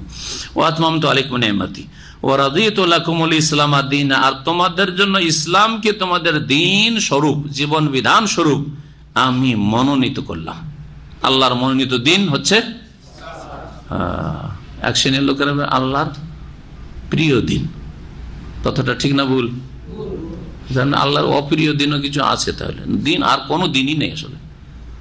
দিন আল্লাহর কাছে, আমাদের দেশের বক্তারা ছোট থেকে শুনে আসছে ইন্নাদ্দীনা ইনদাল্লাহিল ইসলাম, সুর করে পড়া সুর করে তর্জমা করে ইন্নাদ্দীনা ইনদাল্লাহিল ইসলাম, নিশ্চয় সবচেয়ে উত্তম দিন আল্লাহর কাছে হচ্ছে, সবচেয়ে প্রিয় দিন আল্লাহর কাছে হচ্ছে ইসলাম। ভাইরা আমার, এই সুর ধরে, আরে কোথায় আছে সবচেয়ে উত্তম কথাটি? কোথায় আছে? আর সবচেয়ে প্রিয় কথা কোথায় আছে? আচ্ছা, ইন্নাদ্দীনা, নিশ্চয় দিন, জীবন বিধান, ইনদাল্লাহ, আল্লাহর নিকটে, আল ইসলাম হচ্ছে ইসলাম। দিন হচ্ছে আল্লাহর কাছে কি? একমাত্র ইসলাম। এই জন্য আল্লাহ বলছে ওয়া ইয়াবতাগি গায়রাল ইসলামে দীনান ফালা ইউকবালু মিনহু, ইসলাম ছাড়া কেউ যদি অন্য কোন পন্থা, দিন, জীবন বিধান গ্রহণ করে, তলাশ করে যে সেই পন্থাতে আমি ইহকাল পরকালের কল্যাণ লাভ করো, ফালা ইউকবালু, কখনো তা গ্রহণ করা হবে না। প্রিয় অপ্রিয়ের প্রশ্নই উঠে না, উত্তম আর অনুত্তমের প্রশ্নই উঠে না। এখানে আল্লাহর মনোনীত দিন একটি ইসলাম, যে ইসলাম সর্বযুগে আম্বিয়া এবং রসুলগণ মহান আল্লাহর তরফ থেকে নিয়ে এসেছেন মানব জাতির উদ্দেশ্যে। সেই দিনকে পূর্ণতা দান করেছেন আল্লাহ পাক রব্বুল শেষ রাসূল মুহাম্মদ সাল্লাল্লাহু আলাইহি ওয়াসাল্লামের মাধ্যমে। আগের দিনও ইসলাম ছিল আর এখনেরও দিন ইসলাম। সেই দিনগুলি ছিল কিরকম? ক্লাস 1, 2, 3। আদম আলাইহিস সালামের যুগ থেকে ধরেন ক্লাস 1 শুরু হয়েছে, তারপর নূহ আলাইহিস সালাম 2, 3, 4 শুরু হয়েছে, আর 5, 6 করতে করতে করতে করতে মাধ্যমিক ডিগ্রি। জি হ্যাঁ, একটা লোক মোটামুটি ডিগ্রি পাশ করলে কি বলে ওকে? ব্যাচেলার। মানে এখন আর নাবালক হয়ে নেই, ব্যাচেলার মানে কি? সাবালক হয়ে গেছে এখন, তাই না? পড়াশোনাতে মোটামুটি সাবালক হয়েছে, এখন শিক্ষকতার যোগ্যতা আছে ওর মধ্যে। এটাই বলা হচ্ছে যে একজন লোক যখন ডিগ্রি করলো, ধরেন বিএ পাশ করলো, তখন সেই ব্যক্তি এখন সাবালক হয়েছে। সাবালক যখন হয়েছে তো নাবালকদেরকে, এখন কচি কাচাদেরকে পড়াবার যোগ্যতা রাখে। জি হ্যাঁ, তো ওই রকমই আল্লাহ পাক রব্বুল আলামিনের পূর্ণাঙ্গ দিন হচ্ছে সেই দিন, যেই দিন আল্লাহ পাক আমাদেরকে দান করেছেন প্রিয় মুহাম্মদ রাসূলুল্লাহ সাল্লাল্লাহু আলাইহি ওয়াসাল্লামের মাধ্যমে। আল্লাহ পাক পূর্ণতা দান করেছেন। ফামানিত্তুররা ফি মাখমাসাহ, অতঃপর কেউ যদি নিরুপায় হয়ে যায়, ইত্তুররা ফি মাখমাসাতিন, ক্ষুধার তাড়নায়। মাখমাসা মানে হচ্ছে ক্ষুধা, ক্ষুধার তাড়নায় কেউ যদি নিরুপায় হয়ে যায়, গায়রা মুতাজানিফিন লিইসমিন, কিন্তু তার মধ্যে পাপের কোনো প্রবণতা নেই। মুতাজানিফ, তাজানাফা মানে হচ্ছে ঝুঁকে যাওয়া।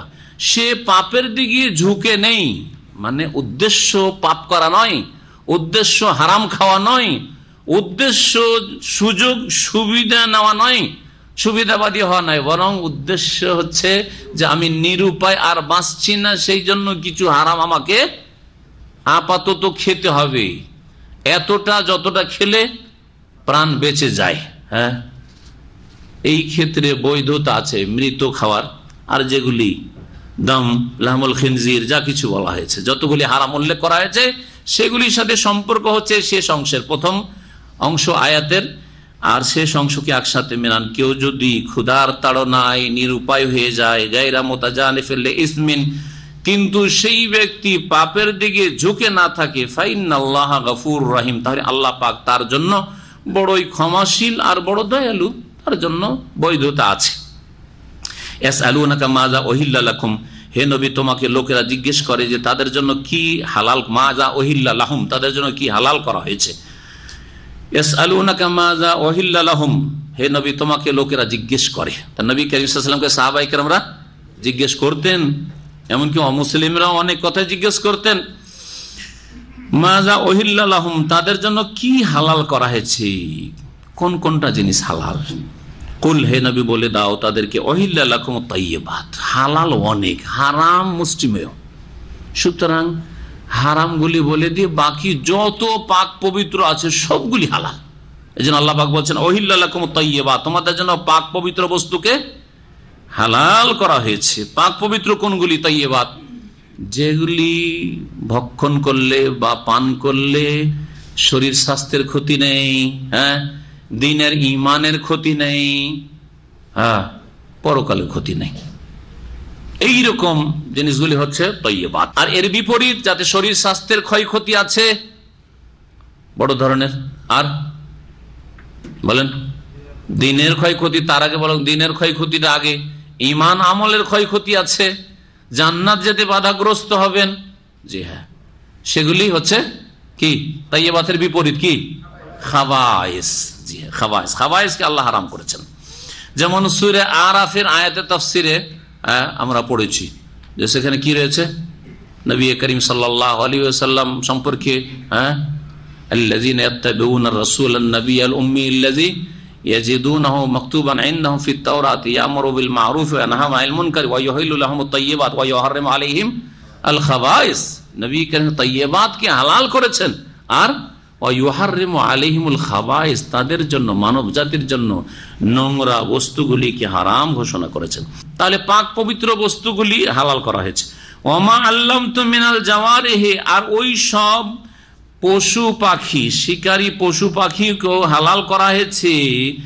ওমা আল্লামতুম মিনাল জাওয়ারিহি মুকাল্লিবিনা তুআল্লিমুনাহুন্না মিম্মা আল্লামাকুমুল্লাহ, যেগুলিকে শিকার করে এমন, হ্যাঁ, এমন তোমাদের শিকারী পশু, শিকারী পশু পাখি, শিকারী পশু পাখি, শিকারী পশু পাখি সেটা আপনার কুকুরে সীমিত নাই, কারণ অনেকে বুঝে যে শিকারী মানে শুধু শিকারী কুকুর, শিকারী কুকুর ছাড়া শিকারী পাখি হইতে পারে, জি হ্যাঁ, হ্যাঁ, বাজ পাখি, কাকও হইতে পারে, হ্যাঁ, তারপরে হ্যাঁ আরো কিছু হইতে পারে, জি হ্যাঁ। বলছেন আল্লাহ পাক রব্বুল আলামিন, ওয়া মা আল্লামতুম মিনাল জাওয়ারিহি, আর যেগুলিকে তোমরা শিক্ষা দিয়েছো, মিনাল জাওয়ারিহি, জাওয়ারিহ জারিহাতুনের বহুবচন, জারিহাতুন, জারিহাতুন মানে হচ্ছে উপার্জনকারী, জারিহাতুন মানে শাব্দিক অর্থ হচ্ছে উপার্জনকারী। তাহলে উপার্জনকারী শিকারী পশু পাখি, শিকারী পশু পাখিকে এখানে জাওয়ারিহ বলা হয়েছে, উপার্জনকারী, কারণ সেগুলি কি করে দিচ্ছে, আপনাকে কিছু উপার্জন করে দিচ্ছে, শিকারী পশু এনে দিচ্ছে, এই জন্য এই নামকরণ করা হয়েছে।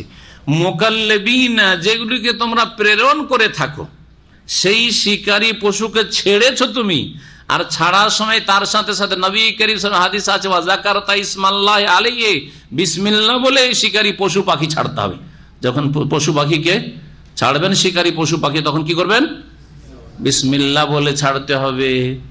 এবং সেই পশু, শিকারী পশু বা পাখিটি কি হইতে হবে, মুআল্লাম মানে প্রশিক্ষণ প্রাপ্ত হইতে হবে, যে আল্লাম তুম, আল্লাহ বলেছে শিক্ষা দিয়েছো, শিক্ষা দিয়েছো সেগুলিকে। তো আল্লামুনাহুন্না মিম্মা আল্লামাকুমুল্লাহ, যেগুলি তোমরা শিক্ষা দিয়েছো বা শিক্ষা দিয়ে থাকো, মিম্মা আল্লামাকুম, ওই শিক্ষা থেকে, ওই জ্ঞান থেকে যা তোমাদেরকে আল্লাহ শিখিয়েছেন। তাহলে এই সব পশু পাখিকে যে মানুষ শিখিয়ে থাকে, সেই জ্ঞান, হ্যাঁ, সেই প্রশিক্ষণ কে আল্লাহ দিয়েছেন, আল্লাহ রাব্বুল আলামিন। আল্লাহ রাব্বুল আলামিন যে মানুষকে শিখিয়েছেন এইসব তদবির, হ্যাঁ, এবং এসব উপায় উপকরণ, সেগুলি শিখিয়ে থাকে, সেগুলি দিয়ে ট্রেন করে থাকে, প্রশিক্ষণ দিয়ে থাকে এগুলিকে। এই সব শিকারী পশু পাখি যদি কিছু ধরে নিয়ে আসে, ফাকুলু মিম্মা আমসাকনা আলাইকুম, তোমরা ভক্ষণ করো, খাও দাও ওই সব শিকারী পশু পাখি থেকে বা শিকারকৃত পশু পাখি থেকে, যেগুলি তোমাদের জন্য তারা ধরে রাখে বা ধরে নিয়ে আসে। আমসাকনা আলাইকুম, তোমাদের উদ্দেশ্যে ধরে নিয়ে আসে, তোমাদের উদ্দেশ্যে ধরে নিয়ে আসে যখন বলা হইলো, তার মানে যদি আপনার সেই শিকারী পশু বা শিকারী পাখি ধরে নিয়ে খেয়ে নেয় কিছু অংশ, আর তারপরে বাকি বকিয়াটা পেলেন কিছু খাওয়ার পরে, তাহলে সেটা আপনার জন্য হালাল নয়, কারণ সেটা আপনার জন্য নিয়ে আসেনি। শিকারী পশু বা পাখি চেনার উপায় কি, কে বলতে পারেন? তিনটি লক্ষণ আছে। মালিকা যখন নিয়ে আসবে, নিজে একটুও খাবে না, হ্যাঁ খাবে না, একটু খাবে না। যেই পশু পাখিকে আপনি প্রশিক্ষণ দিয়েছেন, প্রশিক্ষণের লক্ষণ, সেটা যে প্রশিক্ষণ পেয়েছে, ট্রেন হয়েছে, তার লক্ষণ হচ্ছে যে মালিকের জন্য, যে ছেড়েছে তাকে, তার জন্য কি করবে, পুরোটা ধরে নিয়ে আসবে, একটু খাবে না। হ্যাঁ, আর হ্যাঁ, অনুমতি দিলে ওর থেকে ভাগ করে খাবেন না, খাবে না, ওটি খাবেন, ধরে নিয়ে আসবে। হ্যাঁ, যত প্রথম এখান থেকে শুরু করেন, যখন যেতে বলবে, হামলা করতে বলবে, তখন হামলা করবে, নিজে থেকে হামলা করবে না, ধরো তখন লাফ দিয়ে ধরতে যাবে। হ্যাঁ, এই শিকারী পশুটিকে ধরো, জি হ্যাঁ, বিসমিল্লাহ, ছুটলো একবার ধরতে। বুঝলেন? যখন আপনি তাকে ছাড়বেন তখন সে হামলা করবে। এক। 2 নম্বর, তাকে হঠাৎ করে বলছেন যে স্টপ, থামো, কেফ, তখন থেমে যাবে। ধরতে গিয়েছে কাছাকাছি, এই থাম, থেমে যাবে একবারে। এটা হচ্ছে দ্বিতীয় লক্ষণ, মুআল্লাম, ট্রেন হওয়ার যে প্রশিক্ষণ নিয়েছে আপনার এই পশু বা পাখি। তৃতীয়, যেটা ধরে নেবে সেটা মনিবের জন্য পুরোটাই নিয়ে আসবে, তাতে কিছুই খাবে না। এই 3টি লক্ষণের একটিতেও যদি ব্যতিক্রম থাকে, ছাড়ার সময় তো ঠিক গেল, হামলা করলো, কিন্তু হ্যাঁ ভাই থাম, ও থামবে কেন, উত্তেজিত হয়েছে তো হয়েছে, থামি নাই, ধরেই ছাড়লো না, ট্রেন হয়নি। সুতরাং ওর শিকারী পশু পাখি খাওয়া জায়েজ নয়, এখনো ট্রেন হয়নি। তার সাথে সাথে কি করতে হবে? বিসমিল্লাহ বলতে হবে। আচ্ছা, ওই পশুতে কিছুটা খেয়ে নিয়েছে, কিন্তু পশুটাকে যে শিকার করে নিয়েছে ওটা কিছুটা খেয়ে নিয়েছে, কিন্তু জীবিত আছে, জীবিত আছে। জবাই যদি করে দেয়, জবাই করার সুযোগ পায়, তো হালাল হবে না? হ্যাঁ, জবাই করার সুযোগ, ইল্লা মাযাক্কাই তুম লাগানো, ওখানে একটু আগে বললেন, জবাই করার সুযোগ পেলে অসুবিধা নেই। জবাই করার যদি সুযোগ পান তাহলে অসুবিধা নেই, বিসমিল্লাহ বললেন, জবাই করলেন, অসুবিধা নেই। আল্লাহ পাক তারপরে বলছেন ওয়াজকুরু ইসমাল্লাহি আলাইহি, এবং এই শিকারী পশুকে যখন ছাড়বে, শিকারকারী পশুকে, তখন তার উপর আল্লাহর নাম উল্লেখ করো, বিসমিল্লাহ বলে ছাড়ো। ওয়াত্তাকুল্লাহ, এবং আল্লাহকে ভয় করো। ইন্নাল্লাহা সারিউল হিসাব, নিশ্চয়ই আল্লাহ পাক দ্রুত হিসাব গ্রহণকারী। শিকারী পশু সম্পর্কে অনেক মাসলা মাসাইল আছে, যেসব মাসলা মাসাইল ফিকহি মাসলা মাসাইলে ঢুকলে আমাদের তাফসীর এগিয়ে যাবে না, কিন্তু একটি মাসলা বলি। শিকারী তাহলে পশু পাখি বাড়িতে পোষা যাবে, এটা থেকে একটি মাসলা জানতে পারলাম, সেটা হচ্ছে এলেমের ফজিলত, বিদ্যার মর্যাদা। বিদ্যার কত মর্যাদা। বাড়িতে কুকুর রাখা যাবে কি? কুকুর রাখা যাবে না। যদি কুকুর কেউ রাখে, এমনি সাধারণভাবে কুকুর বাড়িতে পুষে, তাহলে তার কি হয়? এক তো ফেরেশতা আসবে না বাড়িতে। 2 নম্বর, নেকি প্রতিদিন মাইনাস হবে।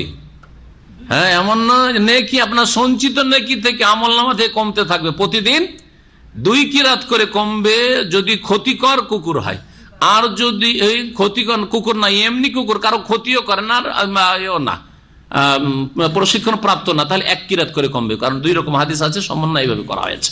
জি, আর যাকে তাকে কামড় দিয়ে দেয় কুকুরে, তাহলে তো 2 কিরাত করে কমতে আছে। কত যে নাকি কমছে কুকুর পুষনেওয়ালা আমাদের দেশের মুসলিমদের।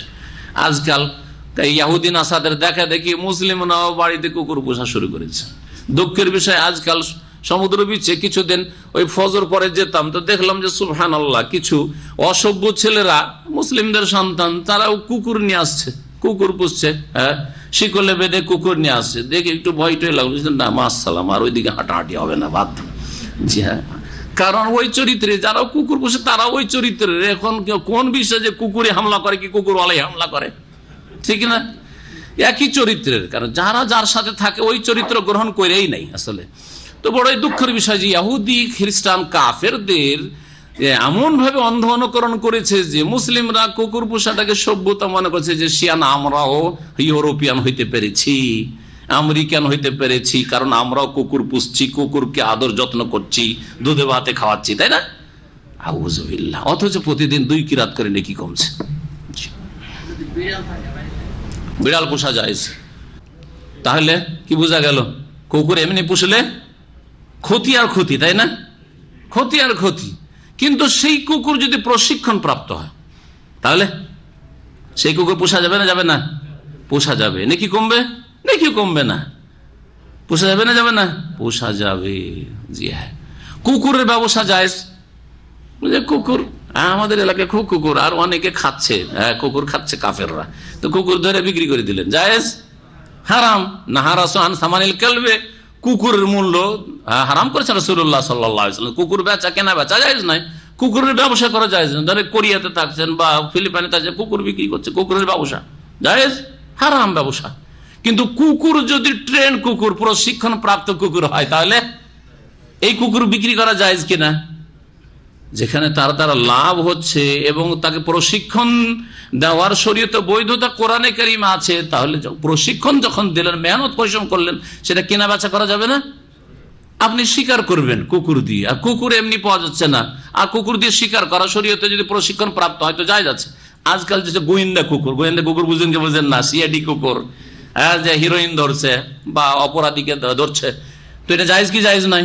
এগুলো বিক্রি করা জায়েজ না, এমনি ফ্রি কে দেবে? ফ্রি দেবে? তাহলে বোঝা গেল যে প্রশিক্ষণ এলম হওয়ার কারণে কুকুরের কাছেও যদি এলেম থাকে তো তার মর্যাদা বেড়ে যায়। এইটা বুঝাইতে চাইছি আমরা। কুকুরেরও যদি এলেম থাকে তো কি হয়? মর্যাদা বেড়া যায়, বিক্রি করা হারাম থেকে হালাল হয়ে যায়, পোষা হারাম থেকে পোষা হালাল হয়ে যায়, ঠিক কিনা? জি, ব্যবসা করা হারাম থেকে ব্যবসা করা হালাল হয়ে যায়।